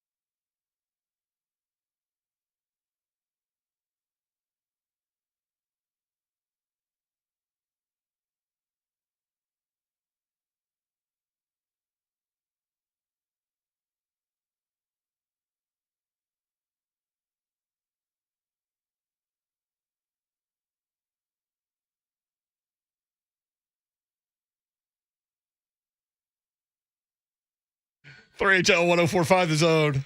Slay found a video of, I guess Hunk found it. No, Puka posted this too. Oh, Puka. Yeah. Our listeners are now Googling Will Bowling. Will Bowling singing video. at Brentwood Academy. Yes. Is that middle school? Is this the Temptations video? There's a Temptations video. So there's a Temptations video that features like a couple of NFL players and me, and I'm the lead singer, and the guys are like dancing in the background while we were all in, I think that was 7th grade. These are all middle school clips of me. I thought I'd Are the deleted these. NFL guys I think middle Dawson school? Knox was in one of them. Okay. Could Jalen Dawson Ramsey. sing? No, but he was in But he choir can with me. dance. Yeah, so at BA, you like have to do either choir or band. Oh, So like okay. everyone does it. Yes, so you're versatile. And Jackson Pittman is another guy in there. Shout out to him who recovered a fumble in the Army-Navy game, playing for Navy one year. Really good football player. He's in there. Nice. Yeah, that's a fun one. Nice. Jackson Pittman, I met on the field at Army Navy. You did too, I think. Yeah. You probably did. Yeah. Yeah. Good guy. Yeah, really good dude. 615-737-1045. Slay, did you have a story? Did you say that before the break? I did say that. A punt return story? Yeah, it wasn't You, really about me. you returned a punt one time? Nah, that ain't mine. That's not my lane. To the point of Sound like me. They did have the big man challenge at Tennessee where the big men were trying to catch punts. Yeah, I ain't play that sport. Firebird caught one the other day, though. Elijah I Simmons. saw that. Yeah. Yeah, working his way back. Get healthy, Elijah. That's right. To echo what Mike Keefe was saying about them having to be just a little crazy. Yeah. I asked the guy that was a Pro Bowl punt returner, like, what position you really love? Like, what gives you that rush? He said, put me on punt return all day. I said, even with a short field. Like, I'm never fair catching. Yeah. Never fair catching. That was Pac-Man. I was going to say, Pac-Man said that to us too. Yep, Pac-Man. He loved it. Yeah, he said that like ain't nothing in the world like that. Okay, he ain't right. Yeah, that's so to his point. Like you gotta be a little bit different, man, to go do it, man. Like and you got to have It's that different quick now, wit. Yeah, you got to have but I'll put him back there now. Yeah. That dude just got a different kind of He would speed, go back too. there now. Yeah. Like he has that kind of Like confidence. I've been to a lot of his games. I've never seen him fair catch. Kickoffs, I've been talking about they kicking out the back of the end zone. He's trying to catch it and don't put his feet out. Like he's gone. Don't put him back there if you don't want to return. 615-737-1045. Aaron in Nashville next up on 3HL. Aaron, what's up? What's up, guys? No, just to give a shout-out to old Ron Slay. I was in Nashville today. Been hearing the whole Strikeout Wings thing for a couple of weeks. Finally decided to give it a shot. Hey, what you think? Best in town. Best in town, as the young ones say today, bussin'. You're bussin'. That's right. Sure is. Hey, my man. Appreciate that. Thank you, bro. Aaron. Appreciate it, man. Telling y'all, man, I ain't going to lead you wrong with no food, man. I'm telling you now. DJ in Nashville. DJ, what's up? Hey, man, it's Kel. Listen, I'm going to tell you a story about Ron Slay. Me and my buddy Chris Mitchell went down to see Ron play Hillwood. It was Charles Hathaway versus John Henderson. Oh, my God. Ron took over that game that night. Nobody was there to look at Ron. But Ron took over. And then what I want to say is, look at you laughing. I want to say I sent you an Instagram message, Ron. But I'm telling you, look, don't give Malik Willis. Don't throw him under the bus yet. Right. I mean, he's third-round pick. Mm-hmm. You know, McNair was a third pick. Mm-hmm. He was first. Man, he played for Liberty, dude. Mm-hmm. Like he ain't supposed to be. We picked him up in the third round. Somebody needs to give him some coaching, man. That's all I got to say. Totally and you don't agree. know what he can offer. Don't throw him under the bus right now, Ron, because Ron, you took over that game that night. Man, I sent you back. My man, I You appreciate did. that. Like Kevin was in. I was sitting about 5 seats down from Kevin that night. They were there to look at Hathaway and Henderson. Mm-hmm. And guess what they picked? Was Slay. I appreciate Well, that, man. you the way you're grinning and smiling about that story, you knew going in No, that dog. everybody was here to see Dude, them. And you were like, I'm going to put on a show. The papers built it up. This when the Nashville Banner was around, the Tennessee. I remember, They yeah. had them on the front. I'll never forget. Two giants collide. And they had Hathaway dunking like this and Big John grabbing a rebound. And I kept on reading them papers all week like, all right. I know I know what to do. They can make it about them. That means the house finna be packed. Like Big John was All-American in football. Hat was a McDonald's All-American. Yeah. So they brought everybody out. But yeah. But I think he's right, man. Ain't nobody. No, we ain't gonna throw him under the bus for sure. You know what I mean? It's a project. What's funny about Hathaway is like all of the Hathaways went to Hillsborough except for him. And he tell why. He tell why. I don't remember why. The Boom Boom Room interview. You got to check it out. Yeah, he told why. Like this, I don't think nobody knew this. Like I heard some Hillsborough, old Hillsborough coach that was talking to me. He said he didn't even know that was the reason. So it's funny. It's funny. Huh. Yeah, they messed it up. He was supposed to be. Are you getting the whiteboard? No, I was hitting your light. Oh, yeah. There you go. All the Hathaways went to Hillsborough. Yeah, they did, dog. They did. And then we'd have been a lot better with Charles. You think? New gym with big hat in there? Yeah, I think so. 615-737-1045. Mark in the borough. Mark, what's up? Yo, Mark. Mark. And the Get Fresh crew. So Slay found this kid like being interviewed in Chicago about the women's basketball team winning the WNBA or whatever. Chicago Sky. Yeah, and so he was out like celebrating. He had the T-shirt on, and like the Chicago Sky T-shirt and everything. And I don't know why. Maybe y'all won't think it's as funny as I did, but I listened to this like 20 times in a row before the show started. Check it out. You look like you're here with a bunch of friends. Are these all your friends? No. No? No. Okay, well then why are you here? Do you like Chicago Sky? It looks like you do. I have never heard of this group. I have never heard of this. You've never heard of Sky basketball, the women's team? No. You know they won the championship, right?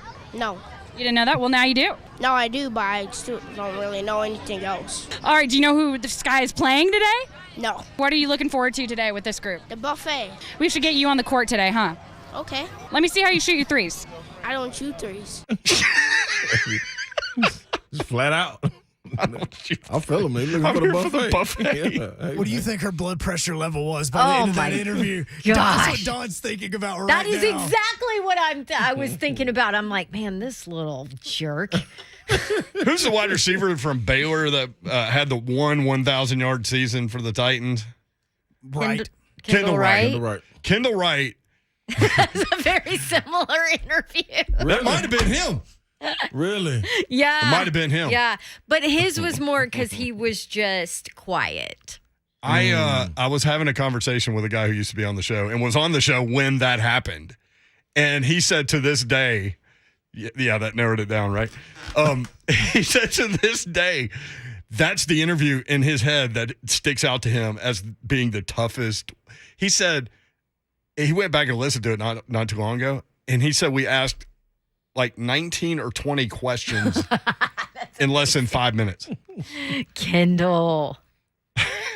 Oh yeah. I mean, he was anxiety. But you know what's funny is if you got him away from like a public, if you just chat with him in the locker room, it wasn't that bad. Yeah. If you just like chat with him off to the side, but like the minute you put a microphone or a camera or he's on air, it's like it was quiet. Dang, is that he almost like whispered. Yeah. Can I hear that kid one more time? No. No. Nah, these are not my friends. Nah. Tennessee's own Candace Parker. Good luck in the playoffs. Candace Parker. You can play it. Alicia Clark, too. AC. Crystal Dangerfield, too. All of them in the playoffs. Those are some, man, those girls can play. Yes, it is. You look like you're here with a bunch of friends. Are these all your friends? No. No? No. Okay, well then why are you here? Do you like Chicago Sky? It looks like you do. I have never heard of this group. I have never heard of this. You've never heard of Sky basketball, the women's team? No. You know they won the championship, right? No. You didn't know that? Well, now you do. No, I do, but I still don't really know anything else. All right, do you know who the Sky is playing today? No. What are you looking forward to today with this group? The buffet. We should get you on the court today, huh? Okay. Let me see how you shoot your threes. I don't shoot threes. I just eating them buffets, baby. We should get you on the court. Okay. That's cool. I don't shoot threes, though. My man's going to back it down. God, that interview gives me anxiety. We'll be right back.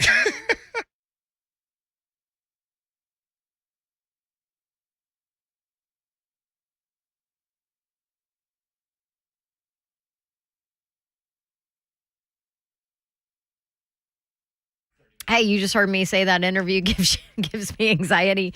Maybe you have anxiety. Maybe you have some other medical stuff going on and you want to find out what it is. LT360, that's who you need to call. Phone number is 615-815-0390. You want an all-natural healthcare, non-pharmaceutical option, a place that will help you to find answers.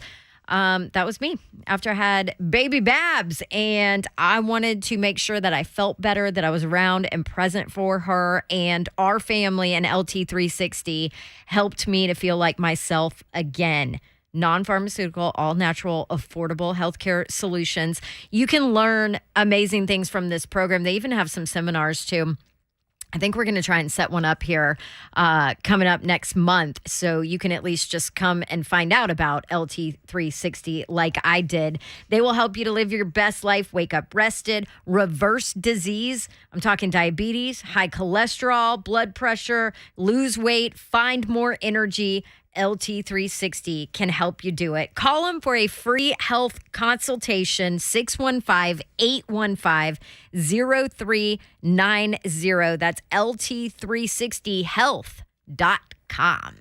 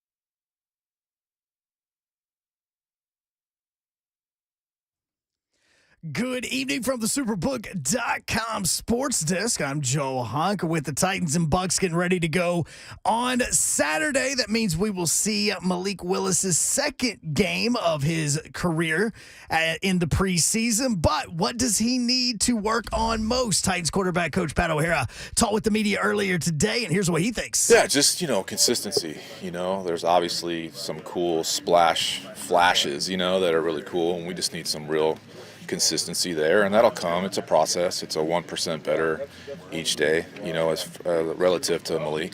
Atlanta Braves coming off a 4-game sweep of the Marlins, and now they get to play the New York Mets for 4 in Atlanta. First pitch is going to be at 6:20.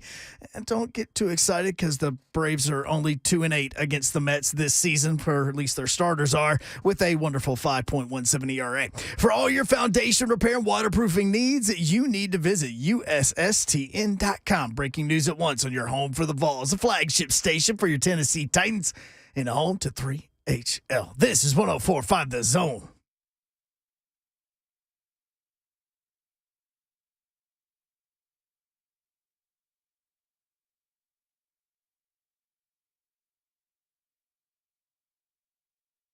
HL 104.5 The Zone. Beautiful Monday in the Music City. Brent Doherty with you alongside Don Davenport. Hey! That's Bonk. That's Bonk. Twitch, please. Twitch, please. Let's go on this Monday. I have glitter all over me. Is it from my crown? I don't know what that's from. I saw it earlier, though. Where did you go during the break? No, don't you worry about that. I'm sweating glitter. You can find the Boom Boom Room on YouTube. Oh, you better believe it's on there. You better believe it. Had Ron Mercer on not too long ago. Hey, the OG. That's right. Charles Hathaway, why he went to Big Way. Everybody in Nashville wanted him. Hey, we used to call him Big Way. Why? Big Hathaway. I don't know what we used to call him that. Big Way, baby. My boy. Well, we call him Ron Slay. What's happening? I'm in the building. Best believe I'm in the building. Better be ready. I'm in the building. Carry on the roof. Time for the show. Man, we done had a whole offseason of no car, ain't got no roof. But here it come, baby. It's on the it is on the way. This is the last weekend coming up without football. And without having a roof. February. I mean, with having a roof. As Don said, 12 days. Vanderbilt takes on Hawaii 12 days from now. This you know what's gonna be fun about this to me? I'm gonna get to have no roof for Vandy. For 3 weeks. It's just jokes. 100%. I love Clark Lee. Oh, yeah. No, that's listen, he's part of the reason I'm going 3-0. Got some really good friends that have a couple kids on that team. Mm-hmm. Pattersons. But see, guess what? That ain't the reason I'm picking them. I'm picking them because I really think it's a change right there. And I really think they're going to hit the over. What if they lose to Hawaii? Does that change everything? Or do you still find 3 wins in there? It's going to be tough. No, it changes. Yeah, it's going to be tough. It's going to be tough. Yeah. It is going to be really tough. But I don't even think this. I think they're going to handle them I think they win by 10 or more against Hawaii. Hawaii's a mess. Hello. I mean, you just telling the truth. That's all you doing. Can it be distraction traveling to Hawaii to play a sporting event? Not getting there early like they are. If they wasn't going early, yes. If they were going like 2 days early, it's going to be a problem. They're gonna have time to get acclimated. There you go. There you go. I mean, that's a 5-hour time difference. Man, that beach will drain you too. Tell you that right now. It will. I love it when you talk it in T-shirt slogans. Oh, man, that beach will drain you. It will. Like, I remember we went out there. We was tired as, I don't know what. It was. Sounds like a spray-painted slogan on a T-shirt that you buy down at PCB. That would be airbrushed. Airbrush, you are correct. That's Joe Hunt. What's up? You live in Alabama. You should know what airbrushing is. Yeah, come on. Oh, then what's sad is my wife literally spent about 3 days searching for one for my son when we were on vacation. I couldn't remember what the word was. That was all 2 weeks ago. Yeah, but you lost all track of time. Like, once you go on a family vacation for like a week, man, it's like a time Absolutely. Life's Absolutely. never the Because we same. were there from Sunday all the way to the next Saturday. I had no clue what was going on. All I knew, the time I caught up was when it was Thursday and the Hall of Fame game happened. That's the only reason I know what day it was. That's it. I love it. I'm looking for the. Hang on a second. There are 6 teams, SEC teams, in the AP Top 25, which came out today. Correct. Number 1, Alabama. Number 2, Ohio State. Number 3, Georgia. That's the top 3. Then Clemson, Notre Dame round out the top 5. Texas A&M is ranked 6th. What else we got? Pittsburgh ranked 17th. I love it. Even without Jordan Addison. Mm-hmm. Which is great. Everybody's falling in love with that quarterback, Slovis. Arkansas Or their 19th. defensive line, probably, too. Kentucky 20. Ole Miss 21. Wake Forest. There's your week 3 Vanderbilt opponent. Yeah, that's right. 22. Which this shouldn't be. All right, I'm gonna let Wake Forest have their flowers, but they shouldn't be ranked 22nd. Not knowing Without that their the quarterback is with going to the be unknown, indefinite. Yeah, like come on, y'all. Like Just what we because doing? it's an unknown. Yeah, I mean, so what they saying? They gonna come back by week 3? I hope not. I mean, nah, that ain't right. I hope he does come on back, but I'm just saying. Then I got to change my prediction. All the Wake Forest fans are just dogging you in whatever chat room they have. Oh, that's cool. Do they have a chat room? Oh, Wake Forest I think it was a smaller one. They do. They do. The Demon Dinkins. Tennessee ranked They 26th. get fired up. Well, If they beat Ball State, as you called them, the Fighting Balls, I mean, they'll be in the top 25. That's right. No, I think they're gonna put them in there. Yeah, because teams will lose. Ball State and fall out. Was 6-6 last year and lost the bowl game, which made them 6-7. That's gonna be enough to put them in there. Okay. I thought they had to be Pitt, and then they'll move them up to like 19. Who Kentucky played them first 2 games? Yeah, I mean, all I'm saying is, there's bound to be 4, 5, 6 teams lose. Right. I got you. And they're the first team out. Ooh. We had a lot of Malik Willis talk on the show earlier. A lot of people dogging him. Were y'all surprised by that? Yes. Yeah, I most definitely am. I thought everybody was on board for him starting. I'm trying to that blew my. So I guess it was because it's so early. Right. Really early. Right. To make up your mind about it. And but my other thing is, did you expect him to come in and like tear it up? But you all right? I know it'll get you all choked up, Slay. Do you expect him to choke? Is that what you're trying to say, Slay? Are you going to die? Nod your head twice. You need the Heimlich maneuver? Do you need some water?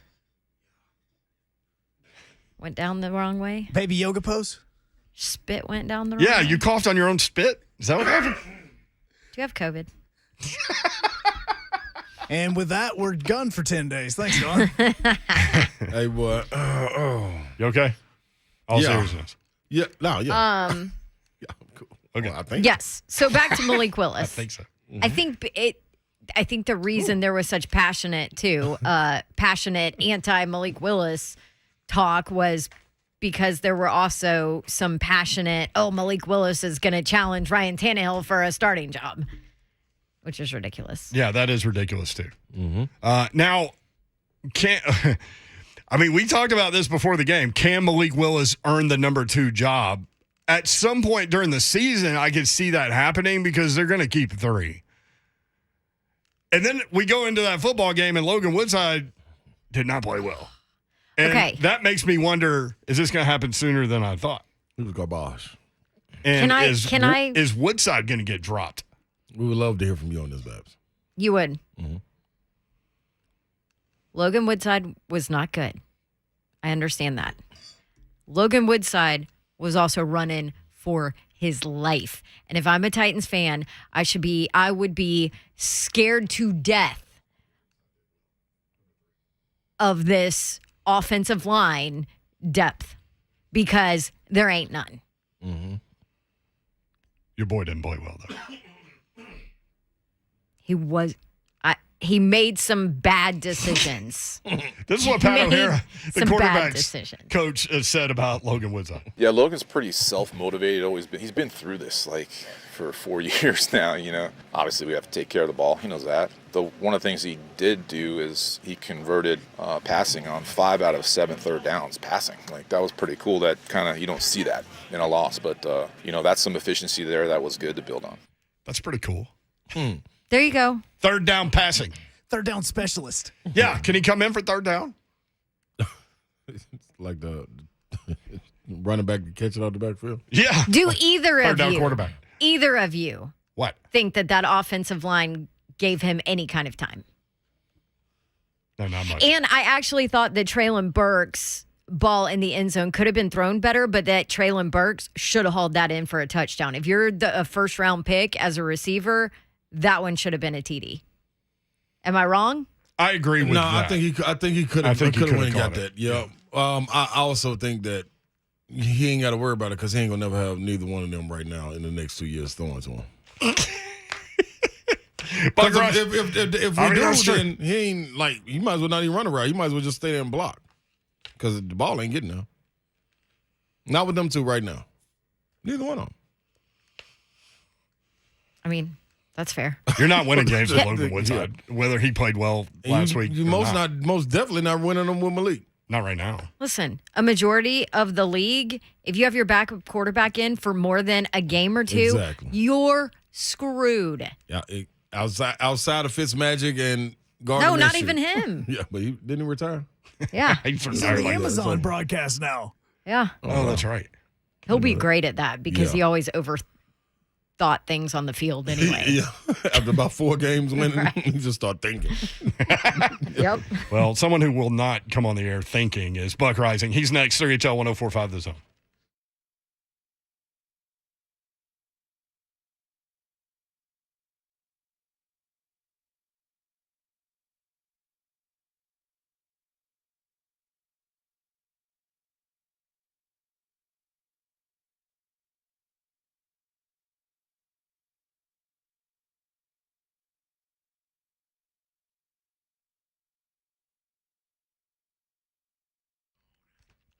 Loan Pronto helping so many people out there, home buyers and homeowners, with some great mortgage rates. A 30-year fixed APR in the 4s, 15-year APRs that start with a 3. I know you listen to the media and you think there's no way that that's going on right now.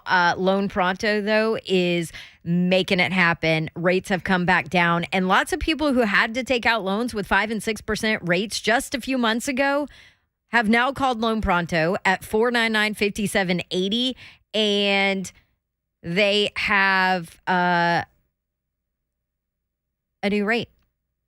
Refinancing, shaving hundreds off of their payments. Loan Pronto can make it happen for you too. They'll get you the lowest rate no matter what your goal is. Not all lender mortgages are created equal, and Loan Pronto is known for being the low rate leader. Do it now. You could skip your next 2 house payments. Don't forget to ask about their home equity line program that can get you some cash out without actually doing a full refi. LoanPronto.com is the website if you want to know more. 615-499-5780. LoanPronto.com, 615-499-5780. Equal housing lender, NMLS 1661781, subject to lender approval.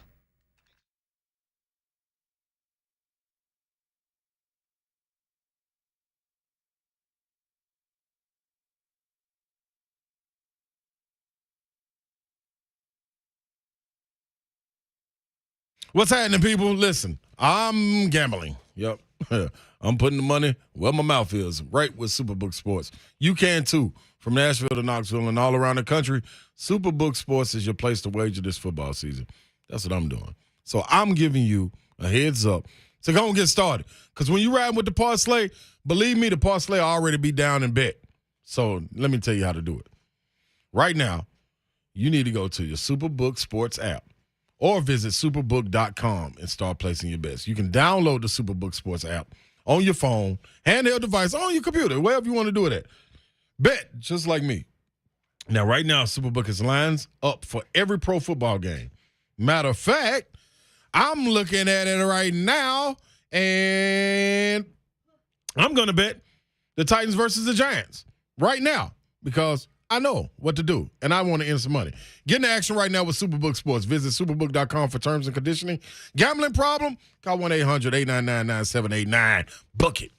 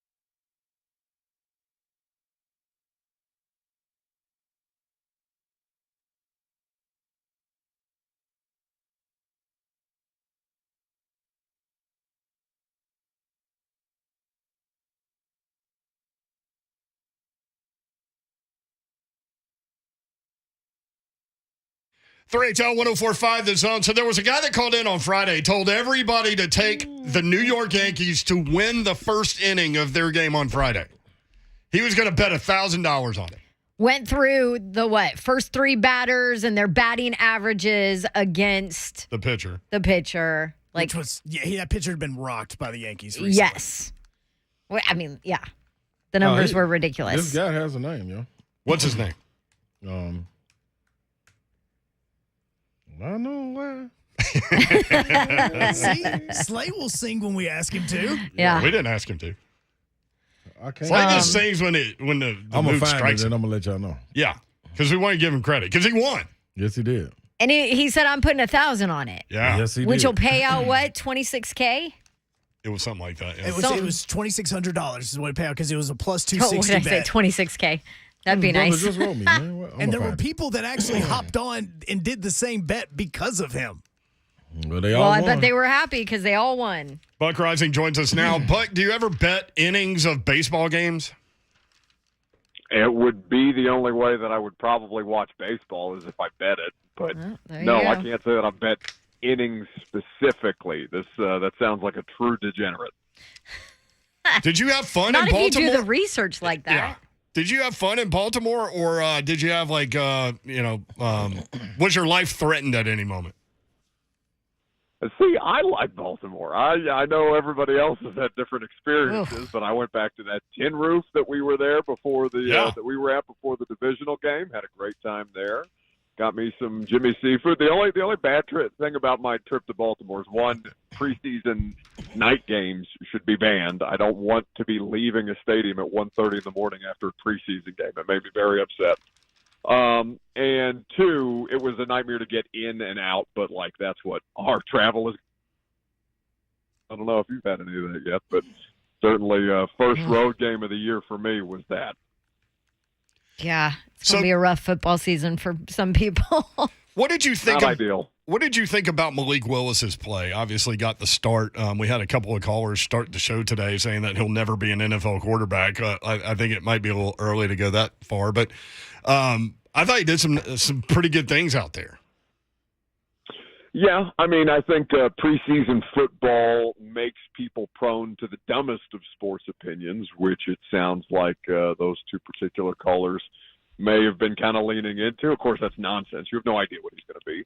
At this point, you saw him for about a half and then, 2 plays before they yanked him in the third quarter because he wouldn't throw the ball. I mean, I thought it was fine.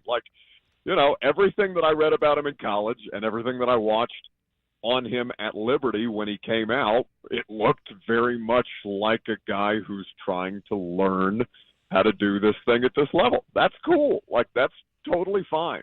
And I think for them, it's as much about the curiosity of, okay, we've been through this a couple of weeks. Let's just kind of see what it looks like and see what his tendencies are, how they kind of manifest themselves in a more live, in the most live game action possible without putting him in a situation where he has to actually play in a game of consequence like so many of these rookie quarterbacks do. I thought they collectively got everything out of that they needed.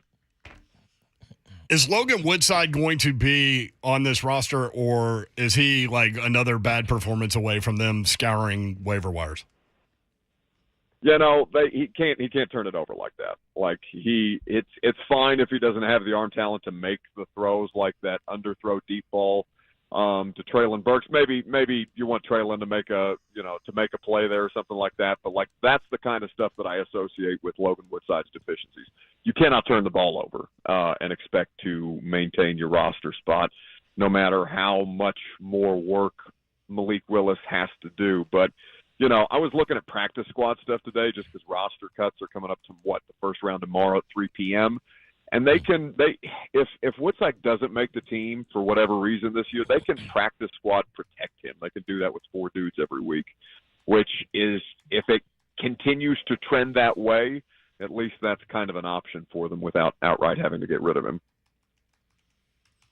Buck Reising with us on 3HL, at Buck Reising on Twitter. The battle at right tackle, should we read into the fact that Dylan Radunz had 7 snaps that maybe they are leaning toward Petit Frere? Or opposite? I think that Say what, Dawn? I was going to say, or opposite, that they're leaning towards Radens. Yeah, because I think that's like for Kyle Phillips, for example, 3 offensive snaps. That dude's got a job. Like they're good. They've seen it in practice. Like they're not worried about it. And I think they know what Dylan is capable of, but want to make sure that they don't, that there's nothing that necessarily derails him. I think that they wanted to see Petit Frere on both sides. So by nature of him starting at left and then working to right with the second team, I think that was just a function of what they were kind of looking for at that point. But like honestly, the technique stuff with Petit Frere is still a concern, like Malik Willis and operating from the pocket. Like they're still pretty raw in the development process. But I mean, I could very well see Petit Frere making a push for that job. Maybe not necessarily right out the gate, because Radens knows a little more at this point, but I think he's fully athletically capable and understands the blocking concepts well enough to continue to make that a storyline even once we get to week 1. Are we able to evaluate guys like Traylon Burks and Kyle Phillips, even though you got guys like that are not playing great in Logan Woodside and Malik Willis? Hell yes, win on your route. It's not that hard, just but go out NFL there, open, Buck, or just get open, like burn your guy. Like what we need to do? Listen, they were far more. They were Liberty open, and Malik Willis wasn't getting it to him. Right. And Woodside, the tip drill interception, like they were clear. Like if I can see that you're open, I'm not an NFL quarterback. If I can see that you're open, then you're probably more open than the average NFL wide receiver because you're not playing against average NFL defensive backs for the most part. But looking at the situation for the wide receivers, what they were really evaluating them on, because I really think as far as what they can do, it's pretty close if you're looking at say Josh Malone and Racing McMath and Des Fitzpatrick. But the kind of differentiating stuff is we talked to Vrabel, what would that have been, Saturday, about Dez and improved urgency or anything if he's noticed that with a guy who didn't make the active roster out of camp last year. And basically Mike said, it's not necessarily about the urgency. He's plenty urgent. It's just like when he went to make a block on the second play of the game, his technique broke down, and we need him to finish those blocks, especially in this offense, because that's the kind of opportunities that help break Derek for big ones. It's not just the offensive line. It's the wide receivers outside that can help him get more room and space. So with little things like that, more than just, what you statistically would see in a box score, or even winning on a route concept. Like it's everything from top to bottom that displays effort and finish for those guys if the quarterbacks are underperforming. Was I seeing correctly when I was watching Theo Jackson popping off the film? Was that correct, or was I have my Vol glasses on a little bit? No, you're for sure a homer. Like your analysis. And I think that everything that you say about Theo Jackson from this point forward is probably invalidated because you cannot get an honest opinion of him. No, I mean, I thought there was good snaps. Like Theo's. Guess what, Buck? Or was it so many missed tackles and he was there cleaning them up? That's what made me notice. I know 2 plays that you're talking about. I mean, where there were missed tackles. Yeah, and he was on it. Don't take free shots. They had it on. They had the game on again in the media room after practice today, and I was just kind of watching AJ Moore bounce wide receivers and things like that. So yeah, if the safety is being noticed, much like Kevin Byard in 2020, if he's leading your team in tackles, then something has gone terribly wrong. Everybody is running wide open through your secondary or getting open downfield and things like this. So for Theo, he needs to stay available. I know he's missed a little bit of practice time since the preseason game. But I don't think they feel great about their safety depth. Otherwise they wouldn't keep turning it over like with guys like Adrian Colbert, who they pulled off the street and threw him in there on Thursday night. Right. Buck Reising with us on 3HL at Buck Reising. Defensively, to go down that Theo Jackson path and stay on that side of the ball, did anything stand out to you from the press box view? Yeah, they definitely need. I mean, Rashad Weaver is going to continue to flash like that. He's usually gifted. And I think that there's, general concerns about pad level, given that he's 6'4", like he's as tall and long as Jeff Simmons, but he's not quite built the same way, obviously. So you're looking for those same kind of fundamentals, and I think he showed that better than for example, what was it? Is it Justin Lawler, who got beat just got absolutely mauled on the edge out there after the Julius Chestnut fumble recovery. The Ravens run it in. I think it's, from 7 or 8 yards out, Mike Davis. And they just completely break the wall that they're supposed to be forming there. Like you saw some of that stuff. And then, in kind of keeping track of guys who may be on the first cut line, and they did already get rid of, for example, Brandon Lewis, the wide receiver, but like David Anaya, and I mispronounced his last name so many times, but just kind of looking at like, okay, who could be a practice squad guy who kind of shows things in the preseason.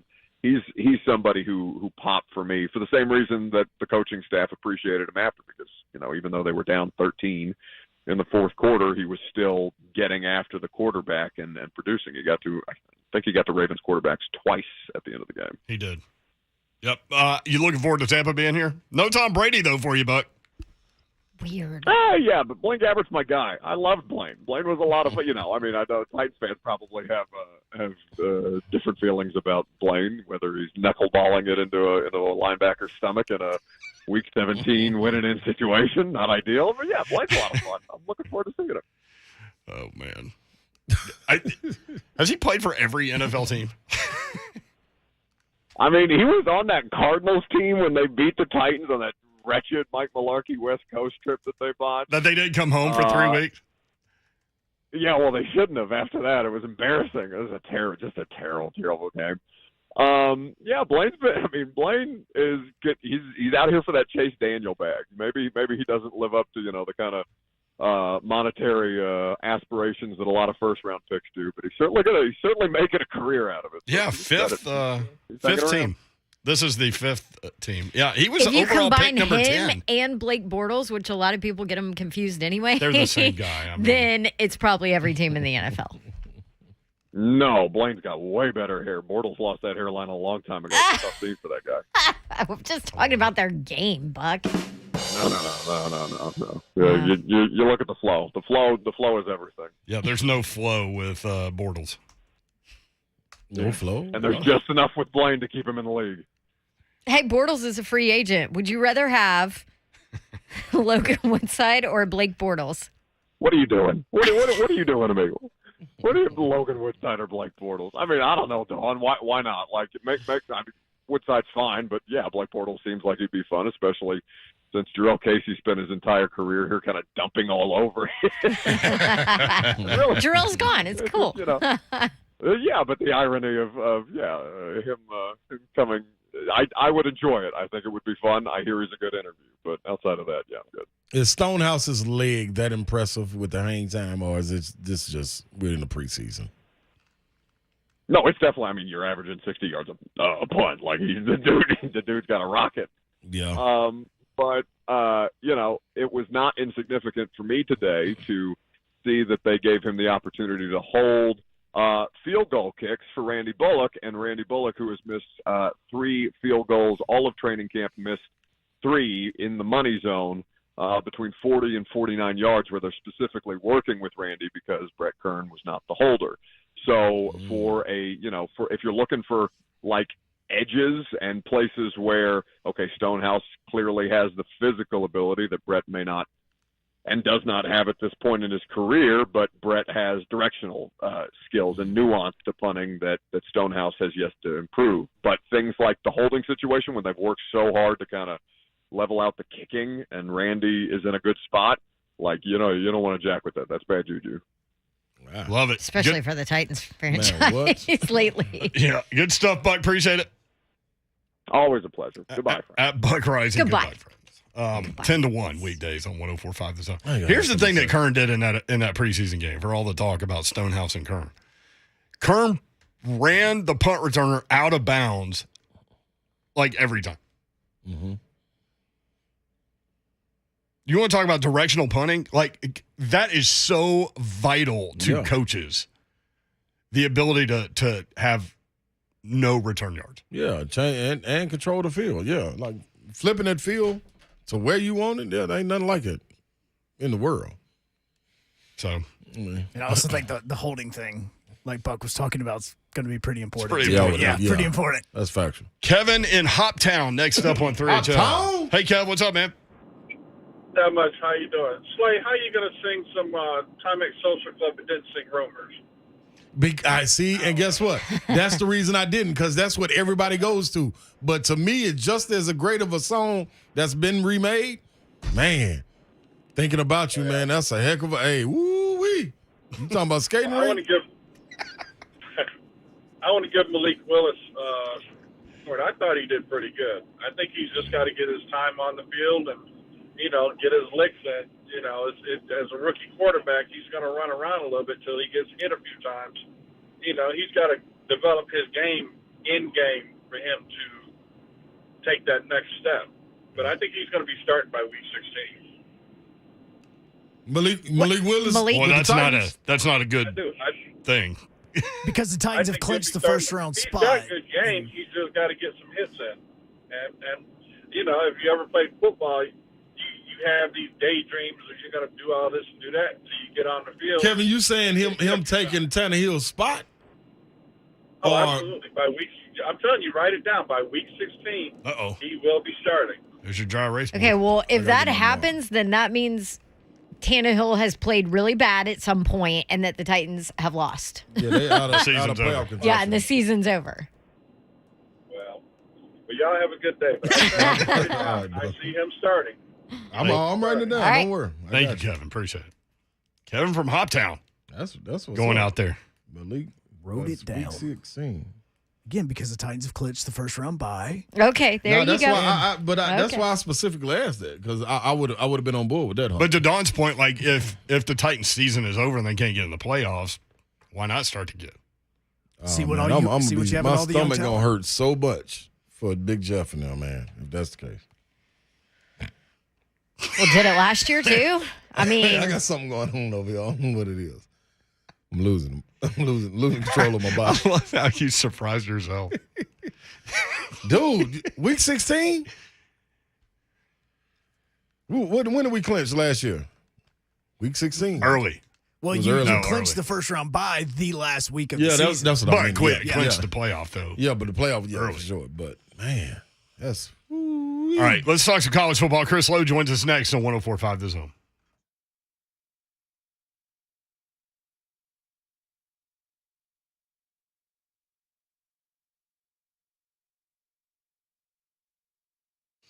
Gupton Dodge Chrysler Jeep Ram, that's where you need to go to get that next new vehicle. Go see my friends at Gupton. 30 minutes from downtown Nashville. Take 24 west toward Clarksville. Exit 35, which is 9 miles from the 2465 split. And you'll be there. 30 minutes from downtown Nashville in Springfield, Tennessee. Gupton Dodge Chrysler Jeep Ram. They will hook you up with the best vehicle buying experience you've ever had. That's what will happen. I've bought multiple vehicles from these guys. They are awesome people. You're going to love them. Take your test drive, ask your questions. They'll have the answers for you. There will be no pressure put on you by anybody out there because they simply want you in the vehicle that's right for you. That's it. And that's what will happen. You can check them out online right now, GuptonMotors.com. All of the inventory is there. All of the dealership information is there as well. Again, that's GuptonMotors.com. 3450 Tom Austin Highway in Springfield, Tennessee. Whether you're looking for a new or pre-owned car, truck, SUV, or Jeep, these are your guys to go to. That's Gupton Dodge Chrysler Jeep Ram.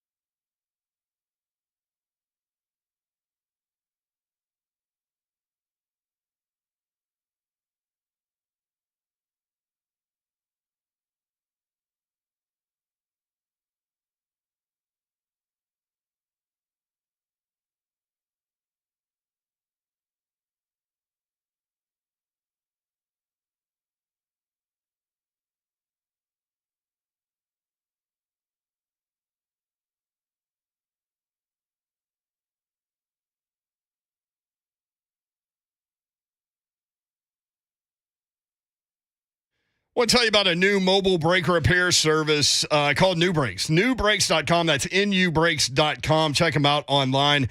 They will come to you to fix your brakes wherever you are, home, work, whatever you're doing. They will set up a time with you, and they will come to you to fix your brakes. We all have things to do.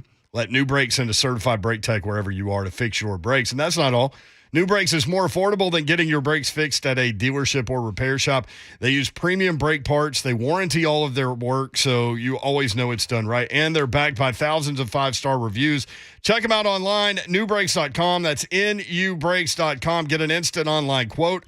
Choose your repair date, then they come to you to fix your brakes. Convenience at its finest. Tell them you're a Zone listener. You'll get a 10% discount. That's newbrakes.com, nubrakes.com.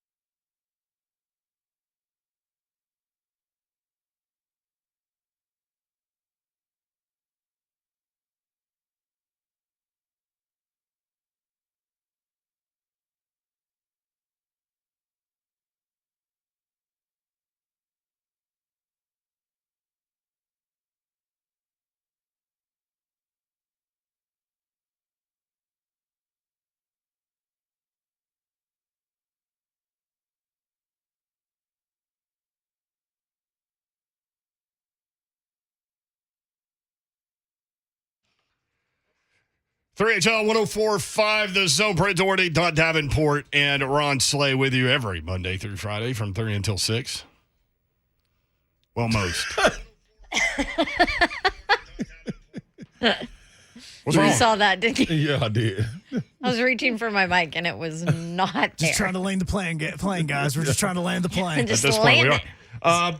Chris Lowe joins us now talking Hello. about college football. Chris, what's up? Where are you today? Hey guys, good to be with you. I'm actually out in Oklahoma, and it's about 102 degrees, so it's balmy. Oh wow! Here in Norman, and then Stillwater tomorrow, but it is hot. Oklahoma practiced this morning at like 11, and I think they're going to practice rest this week at 2. But their first game I think is at 2:30. So if you're going to play in that heat, you better practice in it. Yes, indeed. What's the thought out there in terms of Oklahoma moving to the SEC? Well, it happened earlier than what has been announced. Oh, they don't really know. You know, Brent Venables, their first-year coach, is such a 6 inches in front of his face kind of guy from the old Al Pacino line in Any Given Sunday that I don't think he's even thought more than 2 days out. But I think they feel like that, you know, they'll be ready when it's time. That they're building, going to build a brand new standalone football practice facility that's supposed to be ready by the time they get into the SEC. You know, my thought is, I think it could be a year early. I think that's certainly doable and certainly on the table. I don't think it'll be any earlier than a year earlier than when their contracts are up. But I think at some point, Oklahoma and Texas are willing to pay whatever money they need to get out of the Big 12, and probably the Big 12 will be ready for them to move on. And but the Big 12 is not just going to let them walk. I mean, they're going to get every penny they possibly can before they go to the SEC. Speaking of Big 12, we seemingly every offseason we hear like, oh, Texas is back. And we're hearing that again this offseason. Do you think they are? Well, I mean, how do you know? I mean, you're right. I mean, what has Texas done in the last 10 years? I tell you, if you want to look at a fascinating stat, everybody talks about Texas, and Texas is getting ready to be Texas. Well, what is Texas? Texas is an average football program for most of the last decade. Go look at Oklahoma State under Mike Gundy. I'm going to go see Mike, spend some time with him tomorrow and watch him practice. Go look how much better and how much more successful as far as wins over top 25 teams, the number of times that Oklahoma State has beaten Texas head-to-head.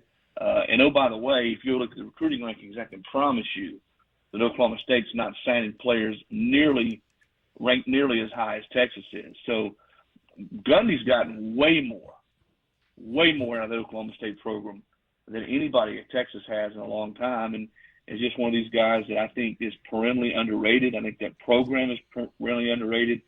And I think State will be good again this year. So I guess that's a roundabout way of saying everybody asks, is Texas back? Well, there have been a lot of people who passed Texas, and I think Oklahoma State is one of those. Yeah. I do think, though, with the way Texas has recruited and the momentum getting an Arch Manning, now Manning's not going to be there for another year or so.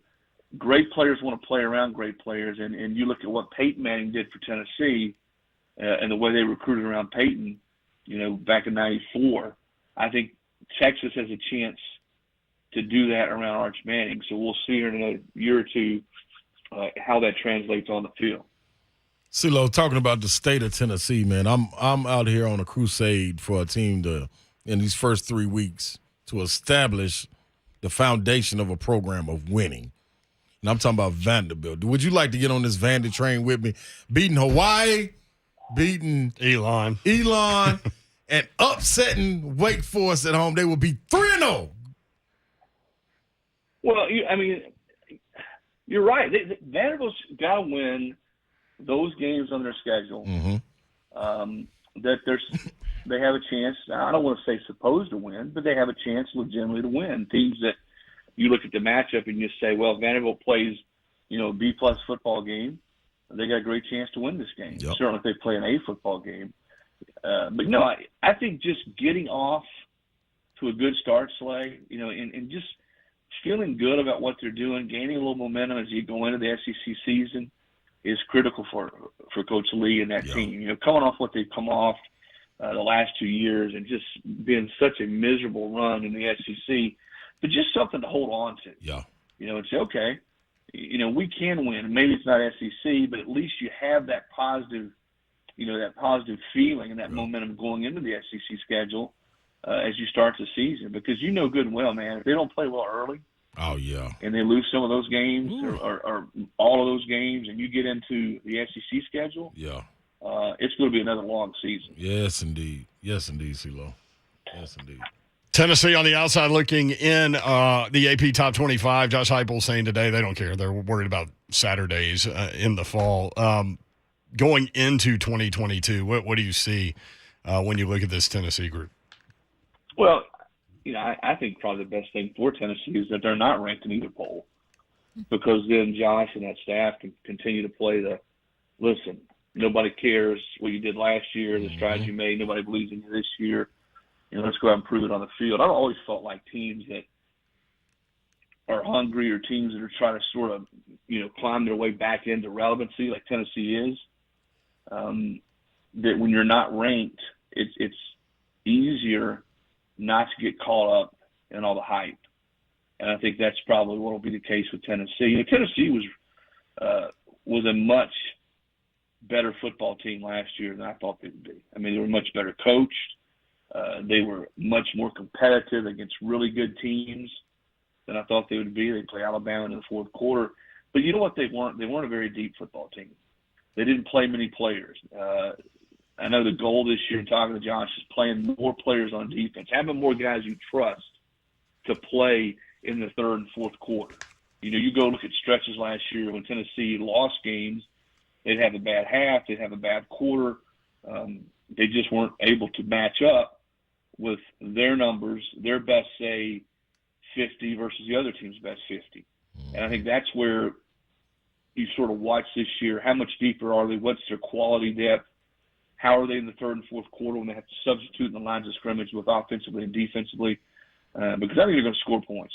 I was talking to another coach today in the college game, and they said, you see coaches across the college game over the last 20, 30 years, and some guys just have that knack, that gift for calling plays, seeing the way the game's flowing, seeing what the defenses are doing, the tendencies during the moment, during real time, and calling plays that work. And they said Josh is one of those guys. And I think that's probably something you'll see even more this year with a quarterback he's going to be with the second year, a quarterback that everybody believes in Hendon Hooker. So I think they're going to score points defensively. Going back to what I said a minute ago, can they play more guys? Can they avoid those stretches like the bowl game where they give up big plays and not have bad quarters? I think that's the thing. If they do that, then I think Tennessee's got a chance to be right there competing for the second spot in the East. Love it. Good stuff, Chris. We'll be talking about real games soon enough. Vandy kicks off 12 days from now. So thank you for the time. Appreciate it. All right. See you guys. Thanks, CeeLo. CeeLo at CeeLo ESPN on Twitter. You can check him out, ESPN.com. Yes. 3HL Happy Hour Reset, presented by Kickstand Cocktails, real spirits, crushable spice. Find some today. It's really good. Refreshing, no aftertaste, all of those things. Hey, I had something to say. I forgot. You got 22 hours to think about it. No, I can say it right now. I'm ready. Okay, I thought hit you it. said you forgot. No, I remember now. Okay. Hit it. Matt Ryan. I watched him. Oh, yeah. Oh. I'm not impressed. No, you know I'm what not you impressed. said? Tell the truth. He can deliver the ball. Uh-huh. But when he plays the Titans, because they're going to move him off his spot, you are cooked. Matt Ryan cooked. He's not that bad. Oh, he ain't nothing. He's garbage for me. You know Nope. what I mean? I'm just saying in general, you know what I mean, without my glasses on. You said. He can deliver the ball. He can deliver the ball. He can deliver the ball. Titans going to beat him. He's not as bad as you make him out to be. Yeah, they'll finish third also. What? He's got Write Jacksonville that on your second. whiteboard. Yeah. Just use a Sharpie on that I'm in thing. the building. I'm in the building. Alvin, sorry that we did not get to you. Please call back tomorrow. We will jump you to the front of the line. Appreciate everybody that called in. Appreciate the participation today at 3HL1045 on Twitter. See ya. Keep your feet in your hands.